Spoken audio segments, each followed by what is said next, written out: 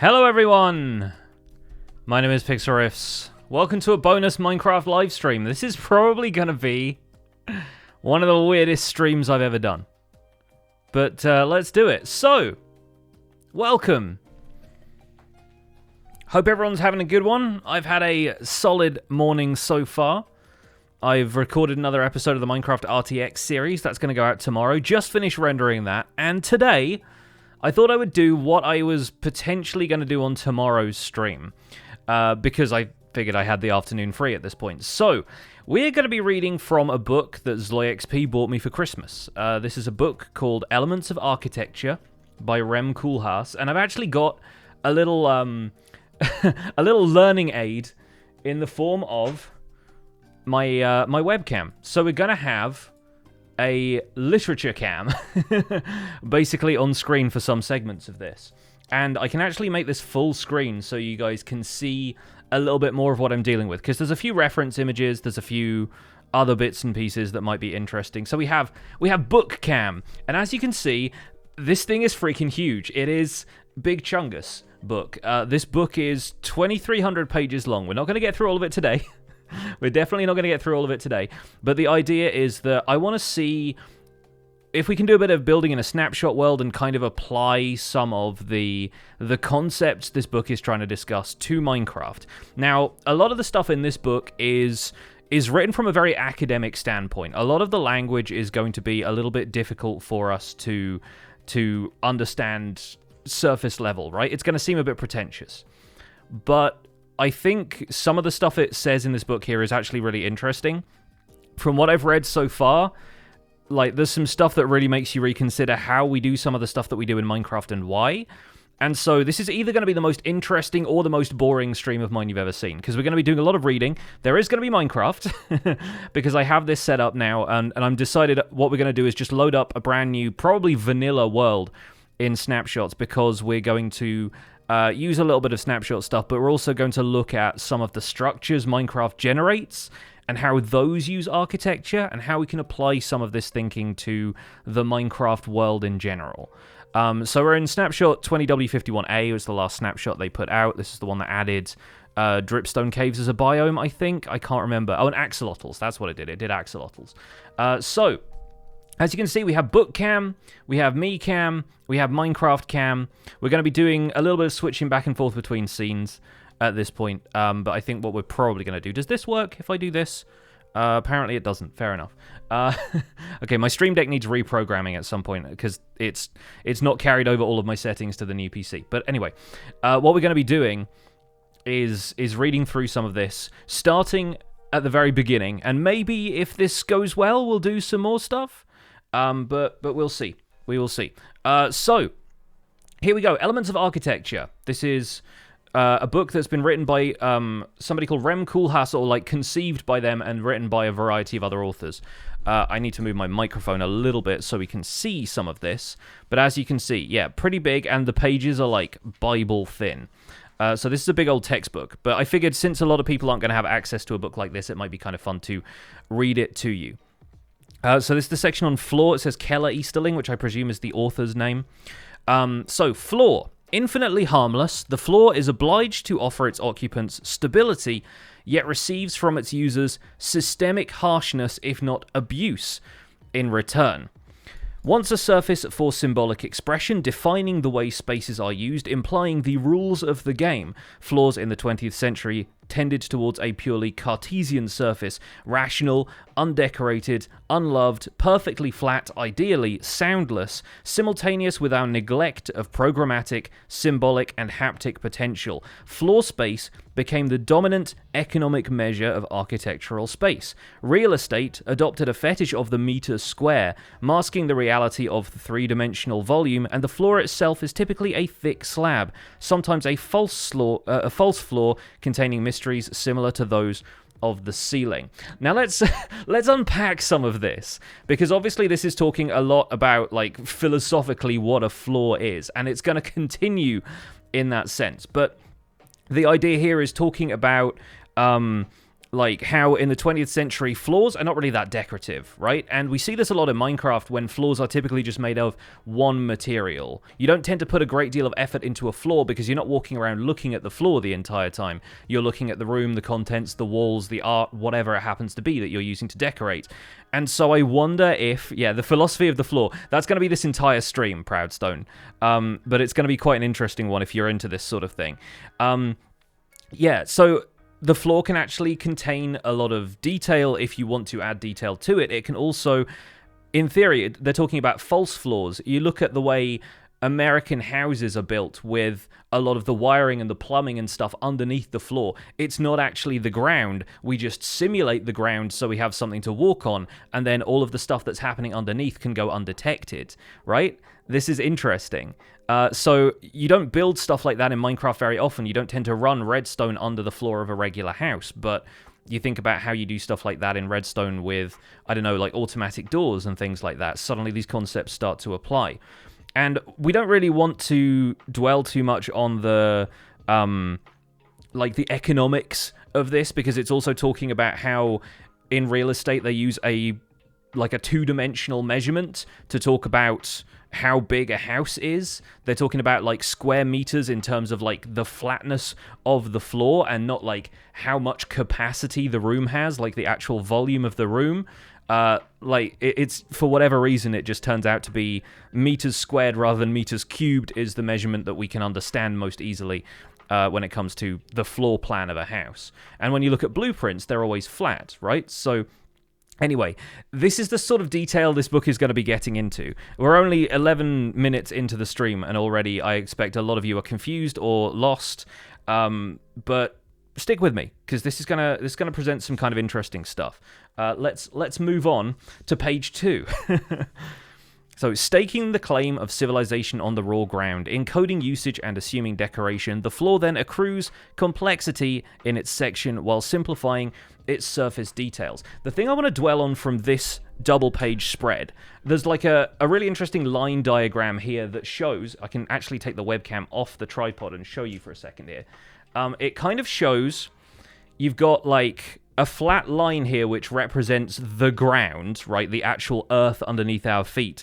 And then you have different layers either built on top of that or dug below that. So like underground stuff is taken into account there, and then stuff that is on the ground. You look at like prayer carpets and stuff like that just being like a very thin layer separating us from the ground, but symbolic. And then you have like the floors that we actually build like in houses, and in this case Zeus's temple is one of the things it suggests. It also has like an Edgar Allan Poe reference. It says telltale heart there, like just between the floor and the ground, which is pretty funny. But the thing I want to dwell on here is this section along the bottom, which actually has like a bunch of floors over time, starting with, I think there's like prayer mats and stuff going on here, and mosaic floors and a lot of stuff. You think about like glazed terracotta in Minecraft looks exactly like that, right? And then as you go through history, the floor just gradually erases in detail until it becomes like a modern floor that has basically no detail to it whatsoever, like and floors basically being erased over time so that they are no longer something we need to consider. The floor is just a reality. It is like an accepted reality rather than being something that needs to be like fully designed, right? So yeah, there's some interesting stuff going on here, and I kind of wonder how we can apply stuff like this to Minecraft, because obviously in modern builds on this end of the spectrum, you're talking about having a floor made entirely of something more or less featureless, like concrete or cyan terracotta. But then you go to the other end of the scale, you have things like glazed terracotta, you have more detailed blocks that you can turn the floor into more of a mosaic with, you know? We moved from glazed terracotta to normal terracotta, exactly, right? If you do ! book, there'll be a link to it in the chat if you're interested in what the book is. The other fun thing about this is that the floor actually curves upwards towards the end here in this diagram, because it talks about the International Space Station, where the floor is effectively as far off the actual ground as we think of it as it can be. So that's a little bit of a fun addition to this this whole diagram. So this is where it gets a little bit heavy. So bear with me. I'll try and dissect this a little bit as we go for people who are a little bit confused by any of this. So, the floor is the customary technology for negotiating between gravity and the upright body. Every step is magnetized to its surface. It is the architectural element that is almost always touching the body. Floors can fall away or out from under, but they are usually there, idling beneath us. Throughout most of history, the floor has been a basic assumption, often a starting point. Occasionally, it has been a place to display elaborate patterns and graphic storytelling, or a surface reflecting mathematical fascinations like tessellation. But for eons, the floor was simply the surface of the Earth, or a technical architectural response to make that surface more habitable or useful. It has also sometimes been a muted registration of cultural practices and construction technologies. Right, so once again, this is getting a little bit heavy, but what it's saying is that the floor has always been there. Like, as long as people have walked the Earth, there has always been ground underneath our feet. And so a lot of the time, we take the floor for granted.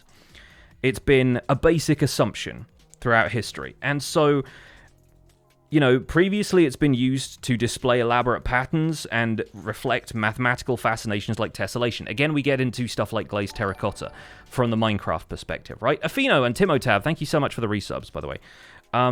So what it's saying is the floor was simply the surface of the Earth, or a technical architectural response to make that surface more habitable or useful. Now, think about the way you build in Minecraft, right? When you're building a starter house in Minecraft, do you always start by building a floor of blocks over the grass blocks? Or do you just erect 4 walls around a grass area and just walk on that for a while, and then maybe replace the floor later? But more often than not, you are using the floor that you are given, right? And nothing more. Typically, you don't end up building a floor until you absolutely need to, right? You start with walls. Exactly. You do walls, and you do, like, just the grass floor in there until you replace it all.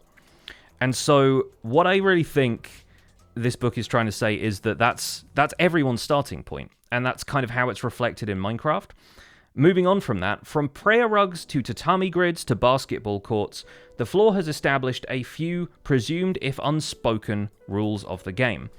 A contemplation of architectural elements does not assemble an encyclopedia or reinforce a canon, it does the opposite. A prolonged look at each element presents puzzles about cultural habituation. Something like architectural why stories that defamiliarize even upset conventions. It may expose a fatal error when a set of limited cultural habits have stiffened around the element, eliminating a whole range of techniques for making space.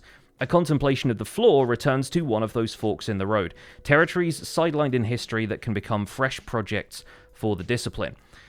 Think about one thing in Minecraft floors, especially in starter houses, that is different from the way you interact with a normal house, is that almost always, whenever you build a starter house, if you're doing that surviving in Minecraft your first night, a lot of the time you end up making a mine in the floor of your house, don't you, right? So that's an interesting way in which Minecraft really deviates from what they're talking about here, because Minecraft's rules of the game are that you dig down in order to get resources. You go looking for stone. And so, obviously that's not something people do often in real life. You don't move into a house and then immediately dig out a basement. Obviously, you've got cellars that exist in real life, right? But very few people are going to have a mine all the way to the bedrock underneath their house. So I'm thinking about the way Minecraft steps away from these ideas and the way we can start to think about what this book is doing in relation to how we approach floors in Minecraft. We're going to get into that in a second. So, luckily, the floor is then an element that has not been the subject of endless scrutiny and bombast in the discipline of architecture. Vertical surfaces are arguably favoured as the canvas of an optical culture, a lens as well as a projection of mental constructs. So this is what I was talking about before, where you walk into a house, you don't immediately look at what the floor is doing, you're looking at the walls and the objects on, other surfaces around you, right? So the modern mind, elevating the human from cruder instincts, can keep afloat a number of immaterial constructs, but the heavy inevitabilities that it can no longer suspend must fall to the floor, because the floor has often been regarded as an inert supporting player to the vertical. It has been, in a sense, free or wild. It is a reservoir of more primal or potent desires. It is also the untutored surface that escapes the dominant logics of modern man. More recently, the floor has even been able to slip away, to gather intelligence and technology on the flip side of those logics, and it may now be returning to architecture for an important chapter in its history as something like an expressive software for space, with enormous powers to shape building morphology. But that is just one of many unexploited capacities of the floor, an element for the non-modern man. Alright, a lot to process, obviously. In your house renovation, the floor for a couple of rooms was the one thing you kept. Exactly. So the floor is one of those things that not only is it like an accepted reality that there's always going to be a floor, it's also a pain in the butt to remove. The one thing I haven't done in the renovation of this room to make it into my studio is change the carpet, despite the fact that, as a lot of people pointed out in my setup tour video, I probably don't want to have this brand new PC resting on the carpet because dust tends to accrue there, and then you end up getting dust in the fans and therefore dust in the rest of the computer system. But changing the floor in here is such a fundamental thing. You have to remove all of the other objects from the floor in order to get to it, that it kind of becomes a bit of an interesting prospect. It becomes a lot more of a demand on you, and so the way we take the floor for granted that way kind of comes back to bite us in the end. Now let's take a look at some village floors in Minecraft. We're going to go to a brand new snapshot world. And I want to talk a little bit about, we're just going to have everything as is. Hello, yeah, world type default, generate structures on. One thing I want to do is just allow cheats, and we'll put ourselves in creative, and we'll call this architecture study.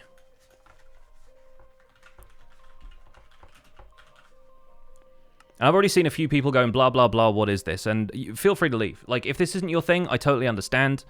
I knew this stream was not going to be for everybody, but what I'm interested in is trying to expand our thoughts about architecture, and we will get into how some of this can affect the way we build in Minecraft, especially when it comes to stuff like floors, because I expect pretty much everybody here who plays Minecraft has gotten to the point where you think, I want to improve my building skills. Every time I build, all I ever build is a box, right? Or I build like a basic house with 4 walls and a roof, and that is it. And what I want us to try and do is, in a very intellectual way, because that's how this book is presenting it, kind of reconsider why we build things the way we build things. Especially in Minecraft, because Minecraft obviously has its own set of limitations, especially survival Minecraft. But I think a lot of it is informed by our own perspectives on architecture. You see your house, like when you draw your house as a child, when you're told to like paint a picture of your house in 1st grade, what you tend to do is you draw 4 walls, a roof, and some windows. And more often than not, that's not actually what your house looks like. Like, when I first drew a picture of my house from the front, I didn't take into account the fact that my living room had a bay window, right? I just drew it like a square window, the same as the rest of the windows in the house. I drew plus shapes in the frames, despite the fact that my house did not have window frames like that. There are just basic ingrained assumptions about how architecture functions, which we have somehow internalized from a young age, and that if you want to improve your building skill in Minecraft, one way you can do that is to try and break out of that by doing some weird stuff with architecture. And that's kind of what I'm aiming for here. So I'm going to close the book up so we can explore the Minecraft world a little bit. I need to find a village. Oh, there's one right here. Great. Again, this was an entirely random seed. You just saw me make this. And already the floor is a bit of a problem, right? But the way Minecraft has done this is the floor must continue even though the terrain itself has not. And so what we end up with is this road, which is, you know, a floor of sorts, an established structure in this Minecraft village, has continued regardless of whether or not it was sensible for it to do so. So this is kind of wild to begin with. But also, you look at the way village houses are constructed, and already we're seeing a few concepts here that the book is talking about. Like, for example, the fact that all of these houses have raised floors. Like, they're not just on the ground for the most part. And I think in some of the older village house designs, they all were. Like, you could walk into a house and it would just have dirt on the floor. Whereas in the newer villages, they have made it so that each house seems to have a floor made of wooden planks. Some of them even have a second floor, which we'll get to, because the book has a lot to say on the subject of upstairs. But I think it's kind of interesting that now we see this trend towards houses in the generated structures of Minecraft having a floor of their own, to be raised up from the ground itself. And so that kind of elevates these villagers to a slightly more advanced civilization, in a sense, if they're not just living on the ground. So, in effect, even though we see these houses as primitive, the villagers are actually living better than most players do with their starter houses, right? Because you're not resting on the floor the entire time. You aren't just erecting 4 walls and a shelter. This is a group of people who we can presume has tried to make the floor more habitable for themselves. And a lot of the time when we create floors for homes in the real world, it's because the dirt doesn't feel very nice if you walk around on it, right? Like, the reason we have shoes to begin with is effectively to have a floor under ourselves even when we're outside. And so you end up with the assumption now that villagers have needs. They desire comfort, and walking around just on the ground is something they have to do for work and so forth, and to meet outside in social spaces. But inside, they want something underneath their feet. They want a little bit of comfort. So we'll talk a little bit more about the village houses in a second. I want to get back to the book because there's some interesting stuff we can read here. Yes, calling shoes mobile floors. Exactly. Well, technically speaking, that's sort of what they are, because our feet are delicate and we don't want to shred them on the ground, especially now that we have created more surfaces out there that are meant to be, like the book was saying earlier, the floor is just there to be punished, effectively. Like, the floor is there to support a lot of traffic. You think about roads and how much damage they receive just from cars using them on a regular basis. The tram lines you see on motorways where trucks have been driving the same line for, decades. And yeah, there's there's a lot of stuff that we have to protect our feet from. And in this case, like, the floor that we erect for houses is designed to be more comfortable for our feet. Also, because the floor can be harmful. Exactly, there's sharp things on the floor. There are rocks. Let's go back into it. I need to bookmark some of the pages, even though we're only like a few sections in. I'm going to be moving my mic stand around a lot, so apologies for that. Right. So, we just talked a little bit about this. The next section is just titled "Ground." You'll see. You'll get there. In many languages, the word for the surface underfoot shares etymologies with pavement, plate, or other flat things. It is just Prime. Thank you so much, BFSB, for the 2 months. The English word floor most immediately comes from Middle English, as in what hounds liggen in the floor adoon, from Geoffrey Chaucer's Canterbury Tales, but the Old English floor dates to 1000 AD, meaning floor, ground, pavement, and bottom, as in the bottom of a lake. Could be both an indoor and an outdoor condition. The threshing floor, an outdoor floor technology predating the ancients, was a bit of hardened or paved ground for stamping, thrashing, or grinding grain, often located on high ground to catch the wind. From Neolithic times onward, in cultures all around the world, the threshing floor was a place of work, but also a place of gathering, dancing, ritual, and worship. It evolved into the square or plaza, the meeting ground of the demos, a place of assembly and negotiation. It is then perhaps the first floor, as that word is used in the floor of Parliament, or the floor of the stock exchange. Let's go back to our village for a second and take a look at the meeting spaces, because you'll notice that obviously villagers tend to group together, but oftentimes you have a bell, you have like a central plaza that is supposed to be like the central point of the village, like the meeting point, the point where everybody gathers. And that's what it's talking about with the concept of the threshing floor. This was like evolution of early market spaces. It was a place where people came to work and to stamp grain and gather, and being a workspace, but also being ultimately a space that evolved into something like what they call the stock exchange floor, where it's like, this is where the work happens. You're watching a BBC News live stream at the same time? Oh yes, yeah. There's some some stuff going on in the UK right now when it comes to regulations. But yeah, so we already see examples of this in Minecraft. This could also be a really good starting point for a town. If you're building a town that has a slightly more primitive... Here we go, people. The villagers are coming to the threshing floor. This is the book is happening live in Minecraft right now. So this is a really good illustration, right? You have workstation blocks there. Exactly. Like, you can start to make a village if you want to build something like this, or want to build your own style of village around a sort of open market kind of place. And a lot of the time in towns, you want to build a town square. You want to build those civic spaces. Like, it's the book is synced with the computer. It basically is. This is not just like, you know, something that you build for the sake of it. It has a history. It has meaning behind it. An architecture podcast. Basically, yes. And I know this is going to be a little bit different from the usual Minecraft gameplay stuff, so bear with me here. I will probably upload all of this to my YouTube channel as well, to Pixel VODs, at least, because I think this is actually kind of wild. But I know this is not going to be everyone's thing, again. Going back to what the book says about threshing floors. Threshing floors are landmarks in the Bible. The place where Joseph mourns Jacob and Ruth seduces Boaz. But one biblical threshing floor has, for millennia, occupied one of the most hallowed and politically disputed spots on the globe. In the familiar story, King David, a bloody, sexy character who, like any hero or charismatic child, is always asking for forgiveness and getting it, buys a threshing floor as an act of contrition.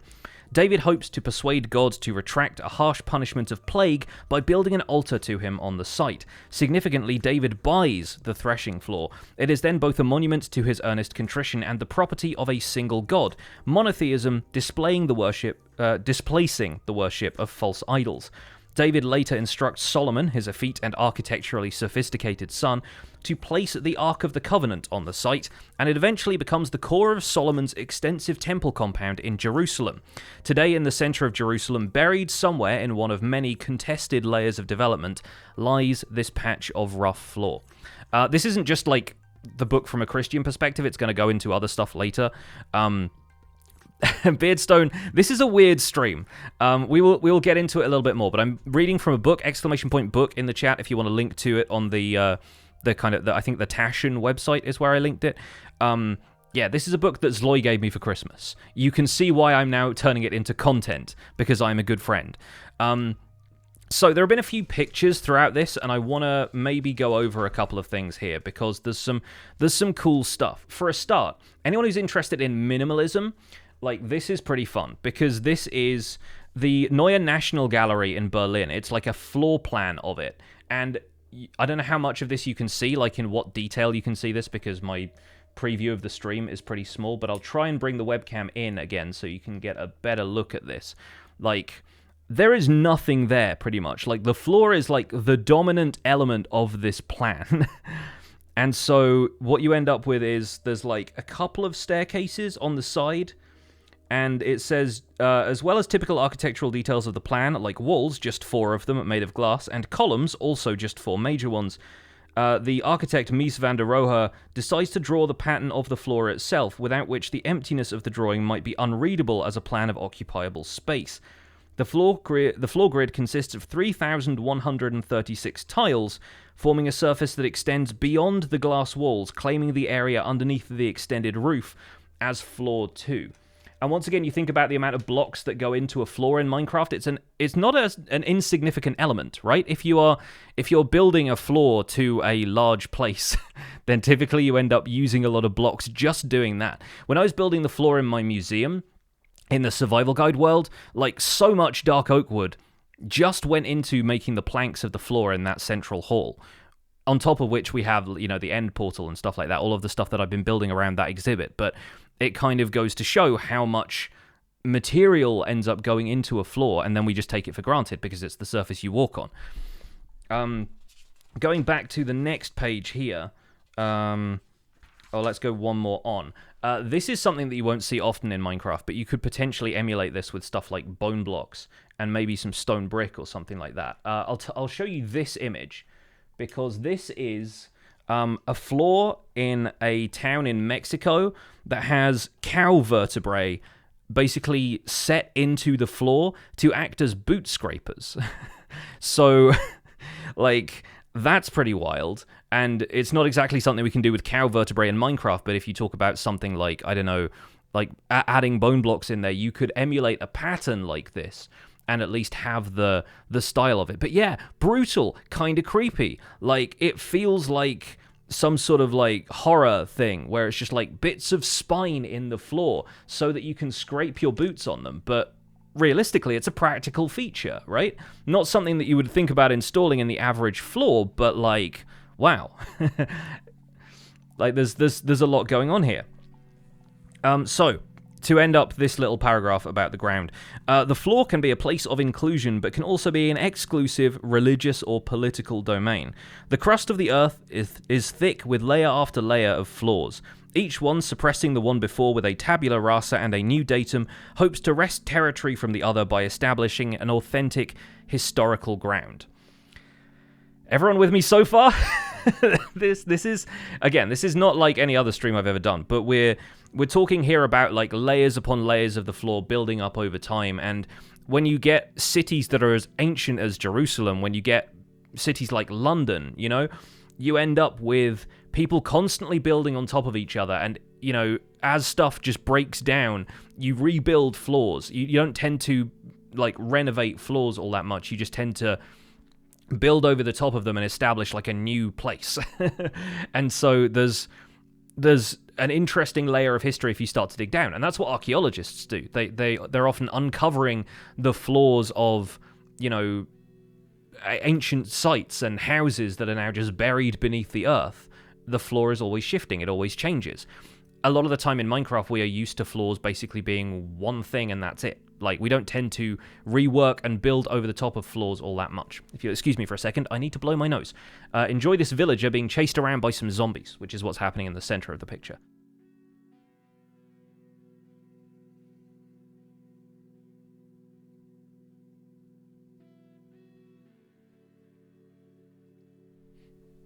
Those zombies just killed that villager.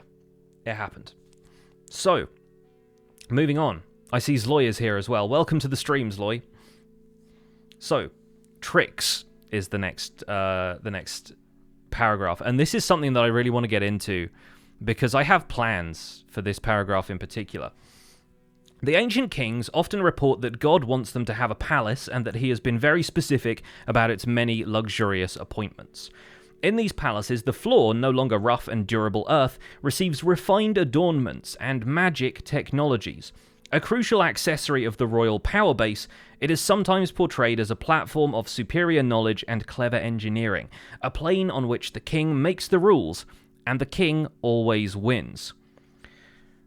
The Mahabharata, written between 1000 and 900 BC, tells stories dating back to around 3139 BC about the Pandava, the 5 sons of Pandu. Krishna decides that one of the brothers, Yudhisthira, I'm sorry, I'm butchering most of the pronunciation of this. One of the brothers needs a fabulous palace. The architect and illusionist Maya, who owes another Pandava son Arjuna, who saved his life, designs the Maya Sabha according to Krishna's instructions. The gigantic 5,000 square cubits, or about 1,000 square meters, and awe-inspiring palace features animals, fragrant plants, refreshing breezes, and floors so reflective that they look like pools of water. But the sneaky architect has also designed a pool of water that appears to be a decorative floor. In one story, Duryodhana, the nemesis and eldest son of the rival cousins, is fooled. When he falls into the pool, proving the supremacy of the Pandava on their home turf, Draupadi, the wife of all 5 brothers, makes fun of him in a particular demeaning way, fueling his desire for revenge. As with many mythical stories where the world strangely spins around relatively minor stray details, in this case, a single knee-slapping trick is responsible for endless war.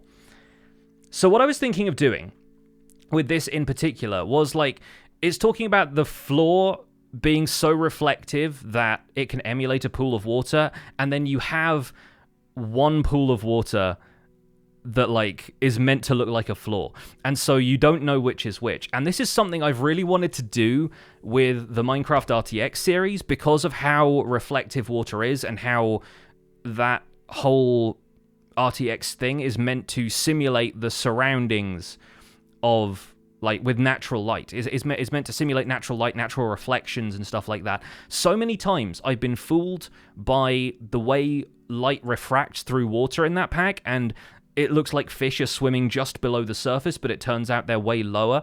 And so what I really want to try is building a floor in Minecraft that is made out of water, but maybe reflects the ceiling or the wall in front of it and creates an optical illusion that there isn't water there.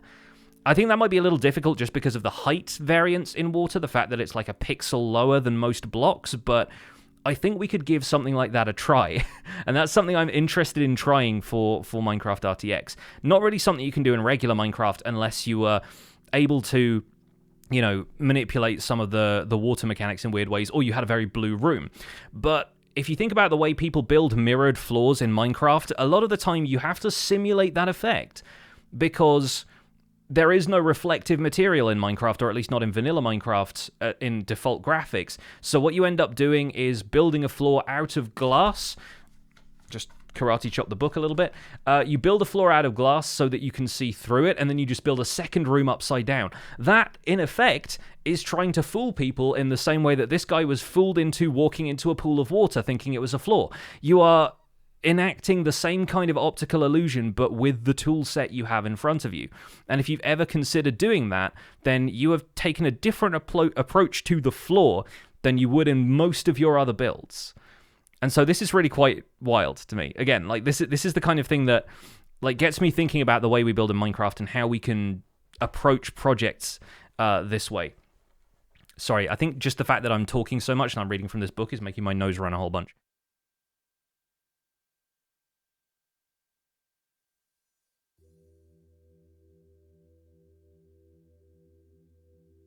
So yeah, moving on from this. A similar liquid floor features in the stories of Solomon and the Queen of Sheba, stars in both the Quran and the Bible. More refined than his coarse father, Solomon has by now transformed the site of the rude threshing floor into a splendid temple. Owing to his reputed wisdom, Sheba travels to see Solomon there, bringing him lots of gold and other treasures from her kingdom, probably what is now Ethiopia. In the biblical version, she poses a number of riddles to him, all of which he is, of course, able to answer. Nothing is too difficult for him. She is so overwhelmed that she transfers her faith to his god. The Quran adds another twist. Solomon has engineered the palace floor with a crystalline glass so reflective that Sheba thinks it is water. Falling neatly into his trap, she raises her skirts above the illusion of water so Solomon can see her legs. Here, the story has acquired several cringeworthy apocryphal versions, suggesting that Solomon's tastes may have been a little overdeveloped. In one version, he's able to see that one of her legs looks like that of a goat. In another, he sees that her legs are beautiful, and in yet another, he develops his own recipe for an arsenic depilatory. In any event, the two probably coupled and maybe the ancestors of Haile Selassie. The whole elaborate ruse with the floor paid off for Solomon, but then almost everything paid off for Solomon, the original smoothie architect. Yeah, saucy, exactly, right? But again, crystal floors. We're talking about the stuff that you build in Minecraft. Like, a lot of the time you will build a reflective floor and just build the same scene upside down. And if you can fool people with that, then it's an impressive illusion. The first time you see somebody do something like that in Minecraft, you're like, okay, wow, this is... Why didn't I think of that? This is amazing. This is a really cool trick. Yeah, a couple of other pictures here. There's a couple of pictures of, like, outdoor spaces. There's parking spaces. One where it's used as both a car park and also a basketball court, because it's got like the markings there for a basketball court if you were just to wheel some hoops in, I guess. And this one is a running track style thing that's just set up in an outdoor space that looks just like a, you know, pedestrian area of a shopping district or something like that. So that's kind of neat. But again, like, repurposing the idea of, like, this floor could be used for multiple things. So, the next section is titled Firmament. Gods give men palaces, and in return men give gods supernatural planes above the earth. In Greek mythology, on Mount Olympus, Zeus and his council drink wine from golden cups above a golden floor, while watching the dramas of man on earth. The biblical God has the firmament of heaven, described in Exodus as a semi-transparent floor of jewels or sapphire paving, through which he too could see entertaining humans. On Earth, places of worship offered equally dazzling floors and optical effects. In the Greek Temple of Zeus, a 12-meter-tall statue of the god, made of gold, ivory, and coloured glass, sat on a black limestone floor. Designed to hold a shallow pool of olive oil, the floor reflected the immense figure while suspending it in infinite space. Again, going back to, your crystal floors, your glass floors in Minecraft. Since Christian churches transported worshippers into a microcosm believed to house the presence of God, and since heaven was believed to be a doubling of the earth's surface, a firmament with its own seas, the floor of the church was often treated as a sea. Wave patterns in the inlaid Carystian and Proconnesian marble mimicked moving waters. The name marble derived from Greek and Sanskrit roots that meant glistening or shimmering, and stones, when polished, appeared to be wet. Marble embedded with fossilized sea creatures was even regarded as petrified water. Innumerable churches, including the Hagia Sophia and St. Mark's in Venice, have watery floors. Renderings of Oceanus and other sea creatures often appeared in soupy mosaic depictions of the floor as sea, as did many other animals, landscapes, humans, and deities in the iconography of the floor. Jewish, Islamic, and Christian traditions mixed on the floors of churches, cathedrals, and the temples into the Middle Ages. Combining geometric and mosaic patterns, they also became tablets on which to inscribe narrative content. In the Jewish tradition, the floor was an acceptable place to depict stories without erecting graven images. The most long-winded floors, like those in the Siena Cathedral, are wall-to-wall cartoons of biblical epics and local politics created over the course of centuries. And this is something you see a lot in like church buildings and stuff. I don't think this village here has like a church. It doesn't have one of the tall kind of spired buildings. But if I go to buildings in the UK, if I go to like York Minster, or if I go to cathedrals anywhere, a lot of the flagstones there, rather than having like narrative content, rather than having stories told on them and depictions of stuff, a lot of the time will have names of people who are either buried there or were memorialized there, right? So there's some interesting like stuff like that, which we can't necessarily apply too much to Minecraft because it's hard to engrave blocks with that level of detail. It's probably something you'd want to do with like chisels and bits or something. But if you consider, maybe making a graveyard or a church in your town, like what are you going to be making the floor out of? Like when it talks about like polished stone like that, there's not a great deal that you can use in Minecraft to kind of imagine a watery floor. Like the closest thing we have to marble in Minecraft is probably calcite, and I don't know, maybe the diagonal texture in that and the sort of overlapping, the tessellation of that could depict waves. I like to use polished andesite a lot of the time as a border material, and that in effect kind of works for like those sort of flagstones that you would find on the floor of a church, right? But then, like, are we using combinations of materials like this as a floor? I don't know. You could potentially use some of this stuff in the floor of a church. I sort of wonder how it would end up looking if you had, let's use spruce stairs, for example, as like church pews, right? If you have a large area of calcite maybe coming out to about here. And we'll get onto carpet stuff in a second because this book, again, has a lot to say about carpet. But you want to have like a central aisle to walk down, of course. And can you sort of see that as like, the sea washing between the pews? It's a bit of a stretch. But as far as like Minecraft stuff goes, also like if you look at the way chairs are laid out like this, you sort of instantly think, okay, church or auditorium of some kind, right? Like your brain kind of fills in the gaps a little bit. Or bus. Right now I think bus. Do I recommend picking the book up? I don't know. Depends how keen you are on reading a lot of very verbose stuff about architecture. But that's kind of what this stream is for, is so that you can hear a little bit of it without having to worry about getting the book yourselves if you don't want to commit to something like that. But yeah, I wonder how you could use some more like wavy material to be like, hey, church floor, right? I think tuff just still looks a little bit too much like stone. And again, diorite and stuff maybe looks a little bit harsh in context. But again, you have the polished variant going very, very well with calcite. I mean, you look at the border there, like you almost can't see the border between polished diorite and calcite when it's on this angle. So you can kind of have an illusion there. Unfortunately, it's spoiled on the other side by the fact that you cannot rotate it, and it has that very obvious dark border to it. But yeah, there's some interesting stuff to consider there.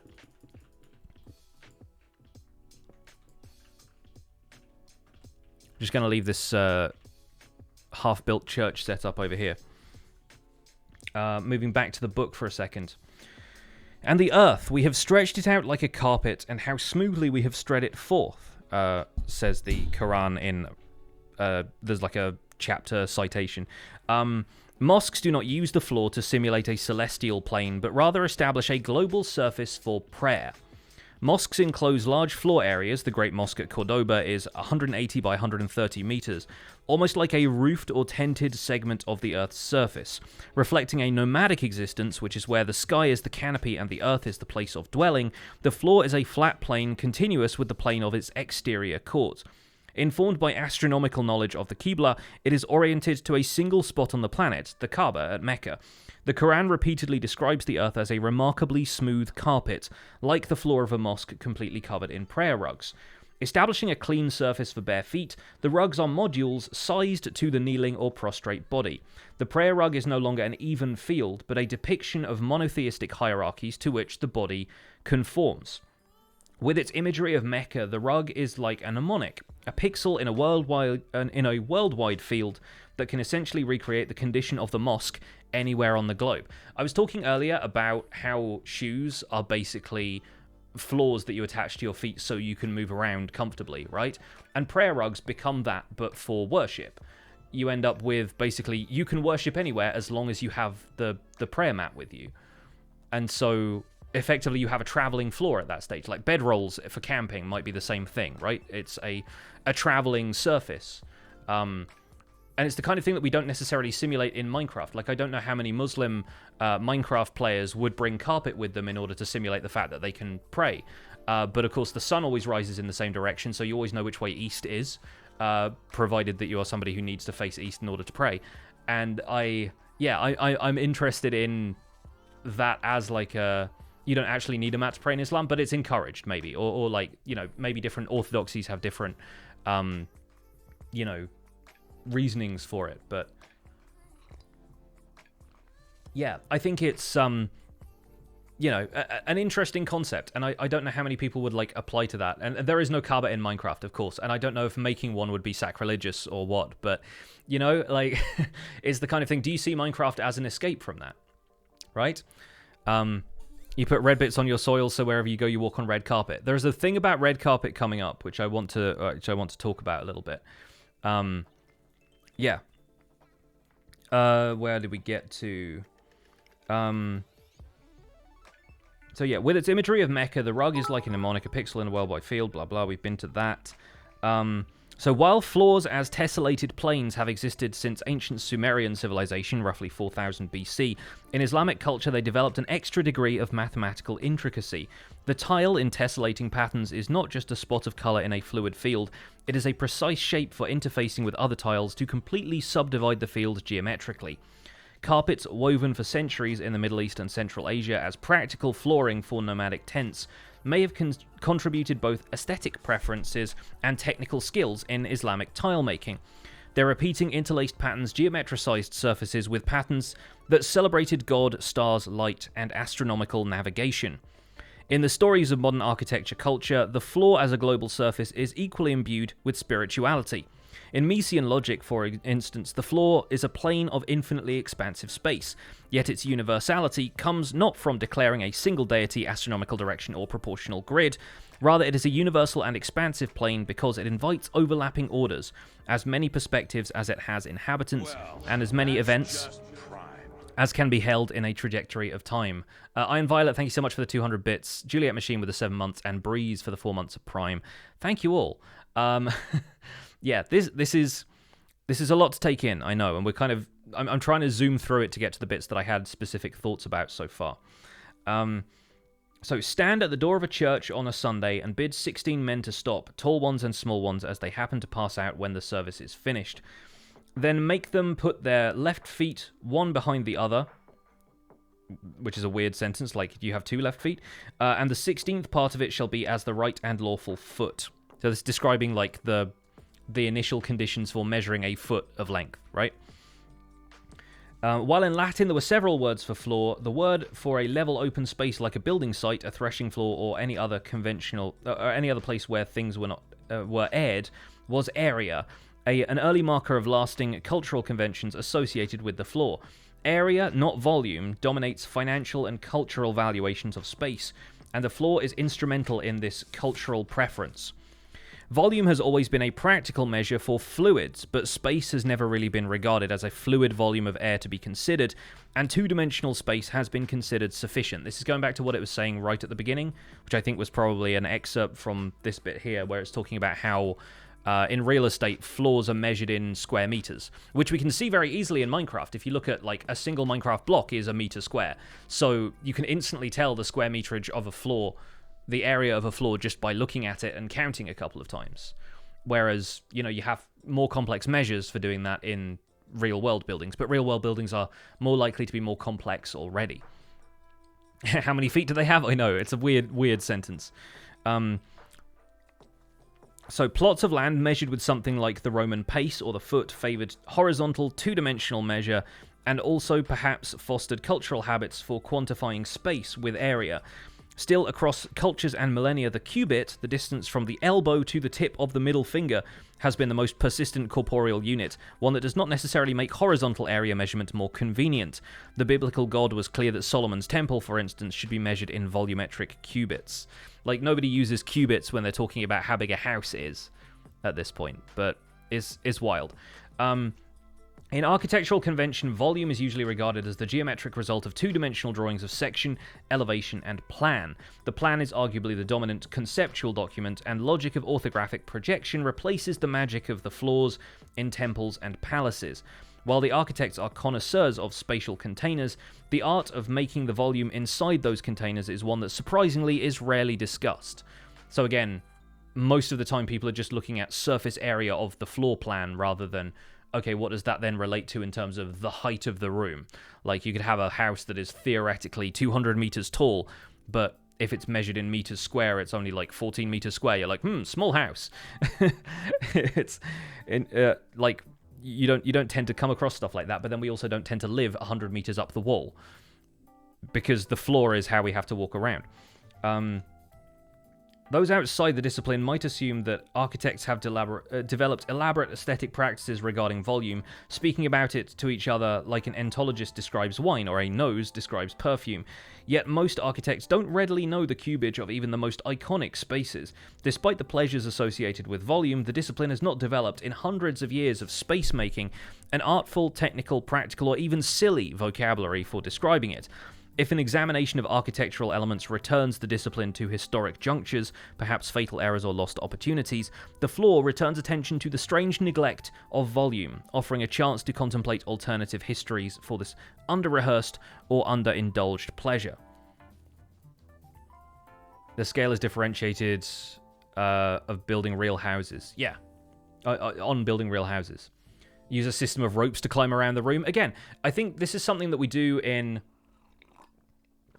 Minecraft a lot. If you're building a house, you only tend to build it like 1 or 2 floors, right? This is the thing that's frustrated me about, you know, the way they do this on Hermitcraft. And Hermitcraft is a great example of this. Those of you who watch will know that the way they've divided up the shopping district on this season of Hermitcraft is to sell it basically on 10 by 10 chunks of land, like not a Minecraft chunk 16 by 16, but 10 by 10 areas, and divide that up into one 10 by 10 area costs a diamond block, but then the area is just the square, like the two-dimensional space. It says nothing about the verticality of it, and some people I think were worried about how big Tango was building the decked out arena because it was underneath some of the shops people had bought, and technically that was their land, and obviously they'd agreed on it beforehand, right? But those people had a point in that if you are just building this, like, if you own the land, that is the two-dimensional space, say nothing of the three-dimensional space. And if you wanted to, you could build as many shops as would fit in the build limit in a 10 by 10 area and only pay 1 diamond block and still probably place more blocks than most of the other shops in the shopping district combined. But people don't tend to build that way in Minecraft. People don't build vertically. It's awkward to access. And I feel like there are, you know, other reasons they probably wouldn't want to do it, like, you know, the scale of everything else having to fit in, for example, right? But skyscrapers. Like, people would just build skyscrapers if they were doing it for the sheer economy of land value. Obviously, in real-world terms, building regulations exist, so I can't just turn my house into a skyscraper. It also requires a lot of materials and a lot of money, which I do not have. But, you know, there are there are local, you know, regulations and planning permission is required to turn my house into, you know, a giant tall building. I wouldn't be allowed to do it. But in Minecraft, no such restriction exists. Not only that, but we have the ability to freely fly personally in Minecraft, so you could very easily end up with a situation where you have a shop that is, you know, ludicrously high in the sky. I think Etho even took advantage of that. Like, he was building a shop in the air made out of shulker boxes, so you couldn't see it from the land, and it didn't occupy square footage of land, therefore he didn't have to pay for it. Tricks. Solomon, again. Right? Anyway, moving on. Not only in myths and ancient palaces, but also in domestic, religious, and court architecture, the floor as an elevated platform has been a universal technology for separating the clean from the dirty, the sacred from the profane, and the ruling from the ruled. In the church, clergy and royals, as anointed humans, maintained exalted positions. Orchestrating rank in processional movement, approach, and tableau has been the primary reason for architecture for most of its history, and the discipline of architecture still internally organizes itself with a residual taste for hierarchy. Aspiring to be a universal manual of building standards, the Chinese Yingzhou Fashi, again, sorry if I'm pronouncing this terribly, documented and developed a tradition of elevated floors, pagodas, and gate towers to celebrate rulers and deities. Even Neolithic dwellings had timber-framed stories, but the Chinese had formalized a storied architecture since the Han Dynasty, 206 BC to 220 AD. Elaborating on these traditions, Yingzhou Fashi, written during the Song Dynasty, 960 to 1279 AD, recorded techniques that had been practiced for centuries and passed on in verse. In recreating the entire aesthetic regime, the manual left nothing to chance, with strict rules for every aspect of material preparation and assembly. Borrowing techniques from the Chinese, around 800 to 900 AD, the Japanese developed an aristocratic domestic architecture entirely around the elevated floor, the Shinden Zukuri style. Early dwellings, often earthen pits or bowls covered with rushes or roofs and mounded against the water of nearby rice fields, eventually began to incorporate platforms like those used to protect grain stores from water. Houses sometimes hosted cooking on the earthen floor, but maintained the elevated platform as a clean surface for sitting and sleeping. The Shinden style elaborated this wooden platform as a surface for both walking and sitting. Arata Isozaki has noted earth-floored areas that were extensions of the outside ground were abandoned, and the whole building was converted into an outsized kind of furniture. Initially, mats of woven rush, tatamis, were made in different sizes as a means to further rank inhabitants and guests. In the later Muromachi or Ashikaga period, 1300 to 1500 AD, the tatamis, always in a 2-to-1 ratio, were sized to accommodate 2 seated people, roughly 1 meter by 2 meters. Eventually, they covered the entire surface of the platform and formed the base for additional softer materials and bedding. It only took about 1,000 years for tatami to become common in the general population. Let's talk about that some. Let's close the book for a bit and let's talk about that, because this is really the section I wanted to get to for today. Again, we'll talk a little bit more about red carpets a little later. But when we look at village houses, right, a lot of them, as I was saying before, they've got... I can probably turn off the overlay camera as well. There we go. A lot of the houses in here have just a single floor, 1 block off the ground, right? And so that kind of signifies, because we don't really have a great deal of difference between most of these villages, especially as they've not adopted professions yet. The village hierarchy is kind of an equal one, right? There is one house here owned by... we don't know.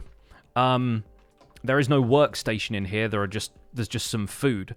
I think sometimes these are like librarian houses. Like sometimes they have a lectern here, or maybe I put a lectern there once. It's kind of weird, and this village is an odd example. So I might fly further away and see if I can find a different village to see if there are workstations applied to it. But I have a feeling that those houses are usually like cartographers or librarians who would be knowledge keepers, and that might potentially be like a hint at them being higher in the village hierarchy. We don't really have much in the way of that here either. So yeah, if you look at the way villages are built, then you end up with some interesting like ideas about power dynamics and how typically all of the villages are equal, right? They live in an equal society where barter and trade is common. Then we look at stuff like witch huts, and this is a bad example because this is on the ground, but they're on stilts, implying that witches are slightly more powerful than villagers. And I know I'm stretching a little bit here, but you've got to think about that kind of stuff if we're going to treat this text as something to be followed, in that, you know, the higher up your floor is, within reason, of course, like you don't want, you don't want people who are in high station to necessarily be, like, walking up giant steps in order to get where they need to go, although maybe they'd be carried in some sort of sedan chair situation. You end up with the aristocrats, like the nobles, like kings, people who live in castles and palaces, always end up somewhere higher.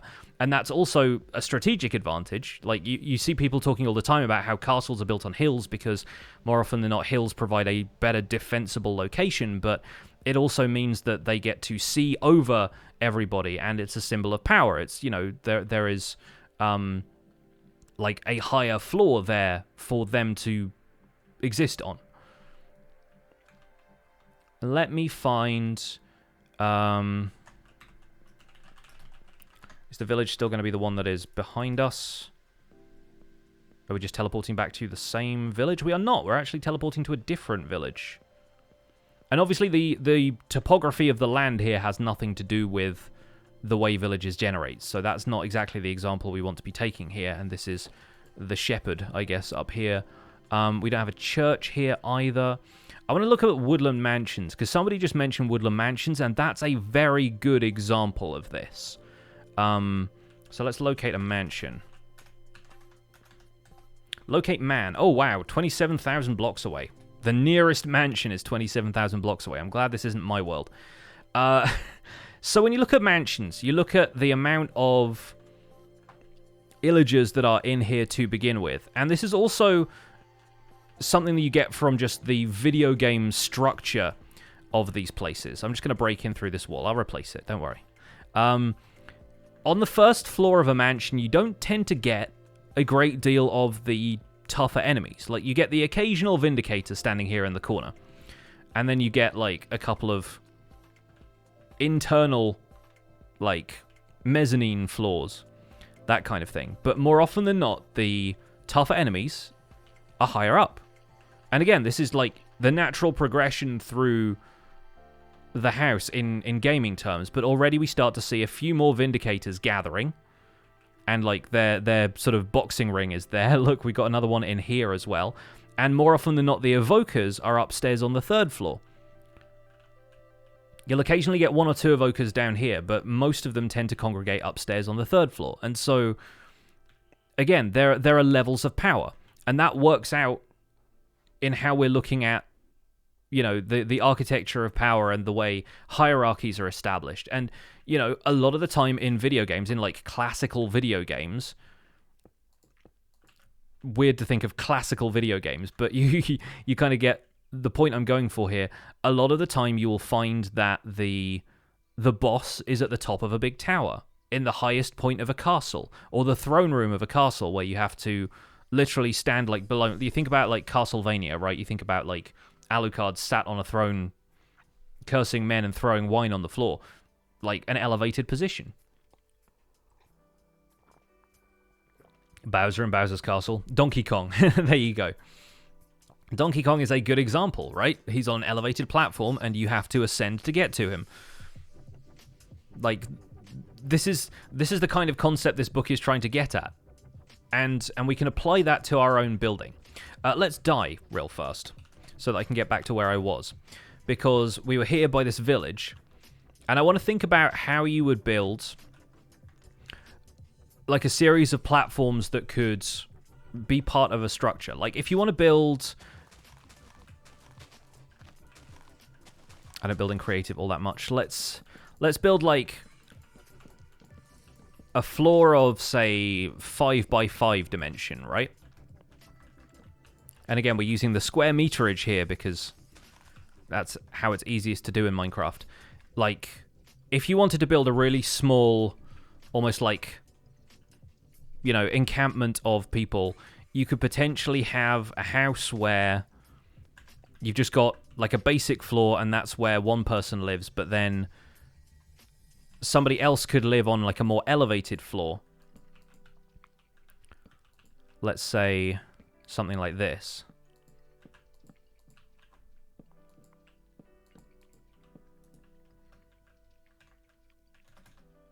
Let's put that there, and what should we make this out of? I don't know, like oak slabs or something, right? You're creating effectively like hierarchies, or as it was saying about the evolution of Chinese and Japanese architecture, you're creating a floor that is separate enough from the ground that if it's near, you know, a rice field that has to be flooded constantly, you prevent water damage to the structure by putting it on stilts. And maybe we can create some sort of connecting feature here, right? But already we're thinking about floors differently, and I don't think I've ever built a Minecraft house that has a floor like this. Like, I don't think I've really built much where the house is on stilts, you know? And it's not an unfamiliar concept. Some of the houses in savannah villages are built on stilts, but I think you could do some interesting stuff with this and maybe expand this floor outwards a little way.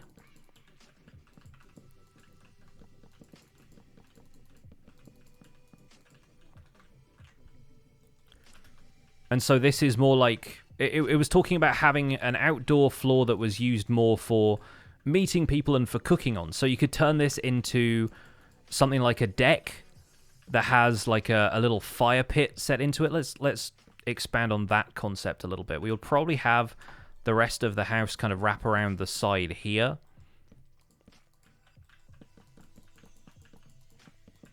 And this is turning into a bit more of like a modern house, but you want to have like a little area here, which I guess on the center it's going to be more like this, right? Have a 3 by 3 sort of fire pit area, maybe with some coal blocks.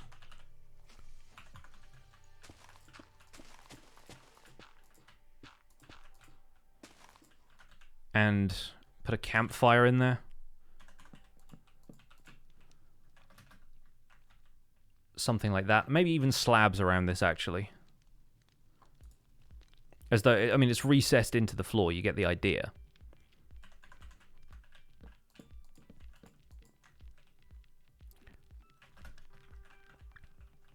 But then we have that idea of the...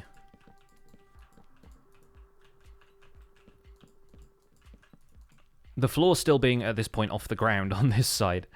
But that being like a place where you could kind of sit here by the fire and cook food, but then you come up here to sit and relax, and this is more of like the living space. You end up with walls built up on top of this.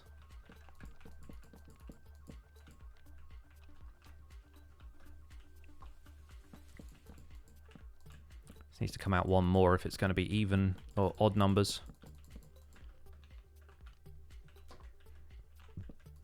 And that makes a full block, so if we want pillars, going to have to make pillars out of wood here.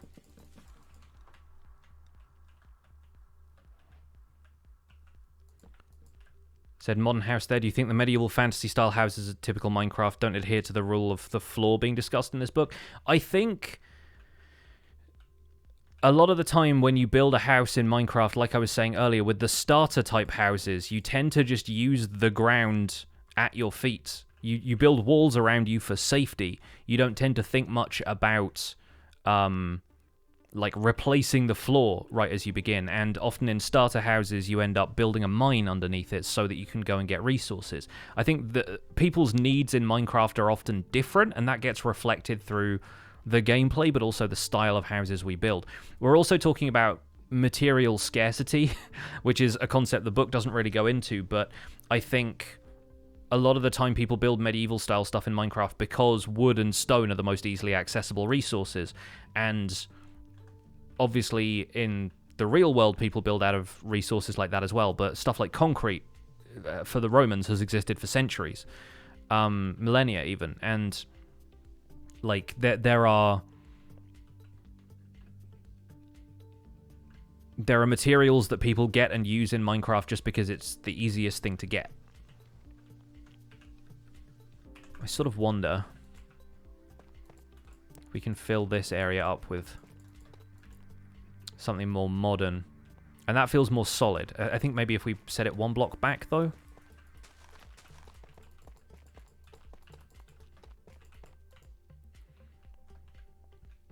It's funny that the way I'm thinking of this house is as a more modern structure. But it starts off with this basic idea about, like, hierarchy and the Japanese way of thinking about where people are going to be sitting. And again, you could turn that area down there into a basement of sorts. I could probably remove these support structures. We don't necessarily need those. They tend to clutter things a little bit. But I like the idea of it being on stilts somehow still. And you can't, like, fall down here. Maybe this could be an area for, like, a little bit of floral arrangement. Where have we got the bushes? And again, we've got, like, sort of an illusion there, because you imagine the floor to be at the same level as the ground, but then, of course, it's one block further down. You don't tend to see that unless you're, like, right up close to it. But then immediately, we've now got a much more interesting house layout than your average, you know, starter house. Like, your square 7x9 kind of layout, right? Like, we've got this outdoor floor section here that we're using for cooking. Instead of building a kitchen inside, we're thinking about using that outside now. Hey, Fessler, thank you so much for 9 months. Yeah, like, this being an area that you go out and cook food, using campfires so that you don't have to worry too much about cooking food in a furnace, that kind of thing. Like, you just throw some raw chicken on here and be done with it. Where is any of the food, by the way? It's there, isn't it, I suppose? Yeah, like, you cook your pork over the campfire. But then you go inside to sit and enjoy it, I suppose. Like, I would build a house like this. I might actually... I haven't built a house in my new RTX series yet. I might build something like this. I really like the idea of having multiple layers to it. And beyond that, obviously, inside a house, more often than not with Minecraft, you just end up building a ladder that goes up to a second floor. So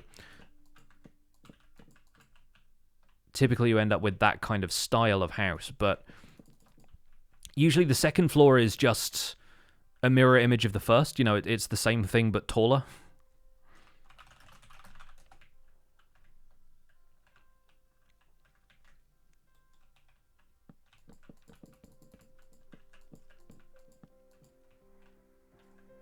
Skeletons coming underneath the house for shelter now.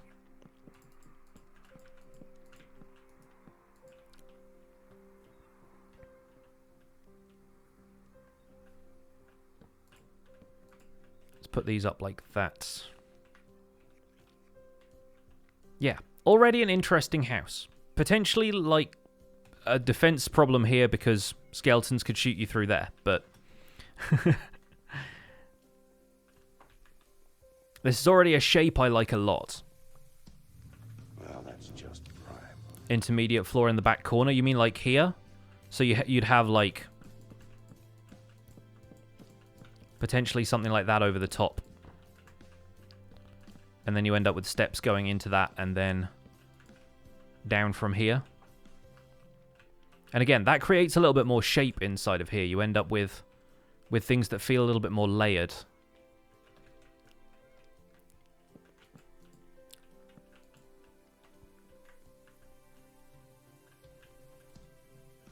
And we're using slabs and stuff here, so obviously this isn't, like, buildable surface in Minecraft terms, but as floor of house, it is spawn proof, which is another practical thing for Minecraft.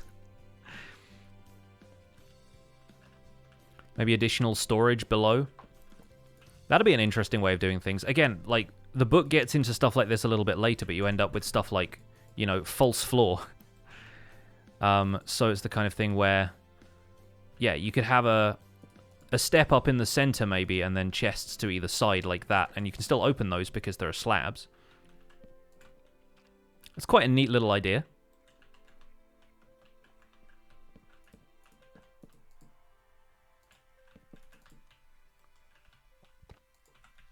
And cover underneath that with some more of the tuff.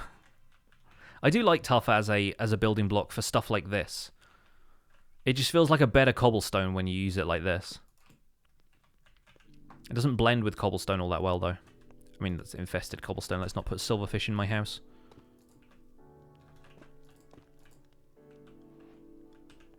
Again, mossy cobblestone works better for stuff like this.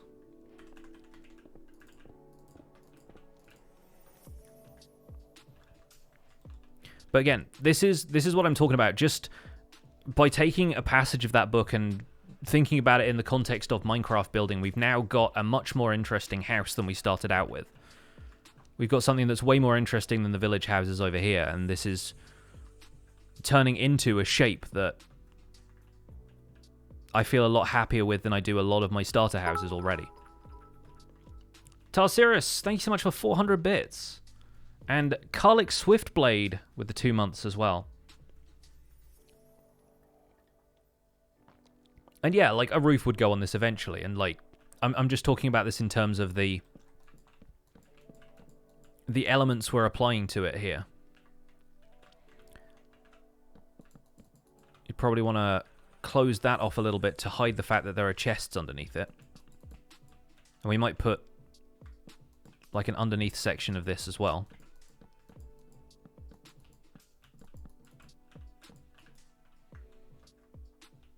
Like so. Unless you wanted to like crawl underneath your house and access the chests, which again is something people do in the States if they've got underfloor pipes and wires and that kind of stuff. You want to be at least a little bit aware of where all of that stuff is.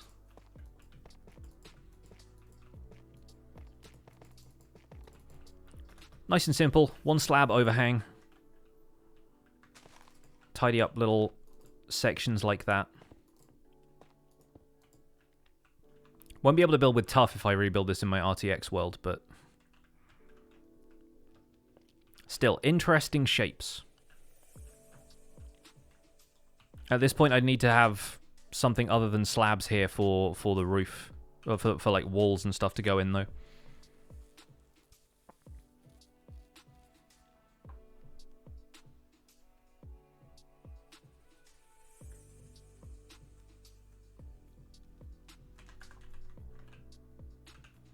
I'm not reaching for the right things.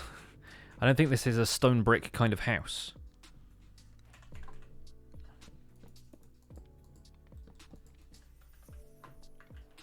I guess that just runs along there, though.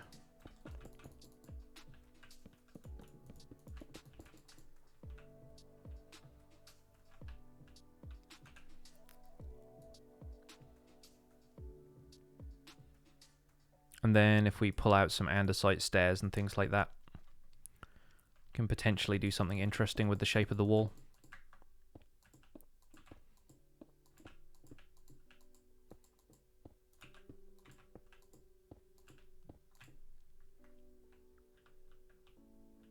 Just carve it out a little bit there. And maybe even put windows in if you wanted to have really basic windows without glass panes. Just sections like this.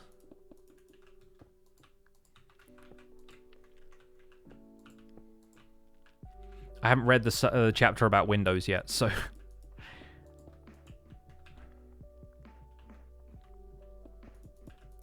Let's be real, though.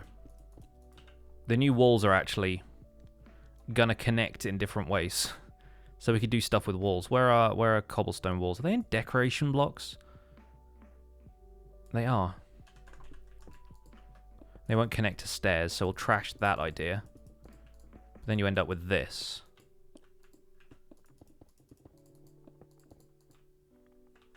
And then you can have sections for windows in here with glass panes.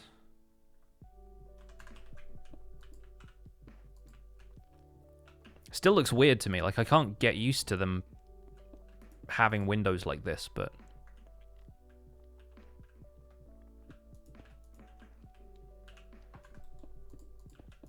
let's make the entire wall out of that. Again, the floor reaching outside the line of the building.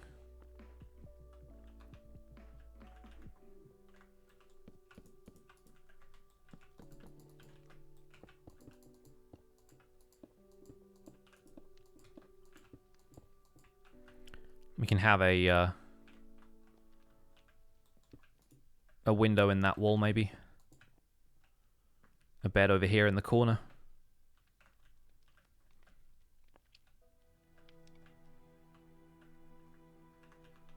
It's an alright start. But we're going away from the subject of floor a little bit by looking at walls.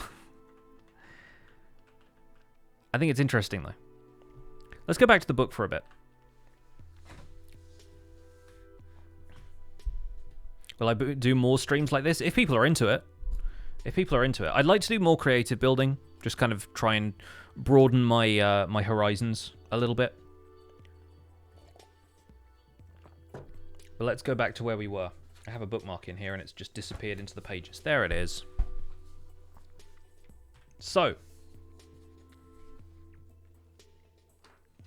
By the turn of the 18th century, they dictated room size and proportions as in a 4-mat, 6-mat, or 8-mat room. This is going back to tatami rugs. Like woven rush mats. The module also determined the structural grid of the entire dwelling. In the post-war housing crisis, minimal dwellings were expressed as tatami, and the modular unit has remained in play to shape contemporary domestic architecture in Japan. In Isazaki's descriptions of Shinden architecture, the floor was the governing surface. In response to the body seated on the floor, ceiling heights are dropped, and to shade the body in this lowered position, roof overhangs deepened. Culture even developed a taste for horizontal visual panoramas.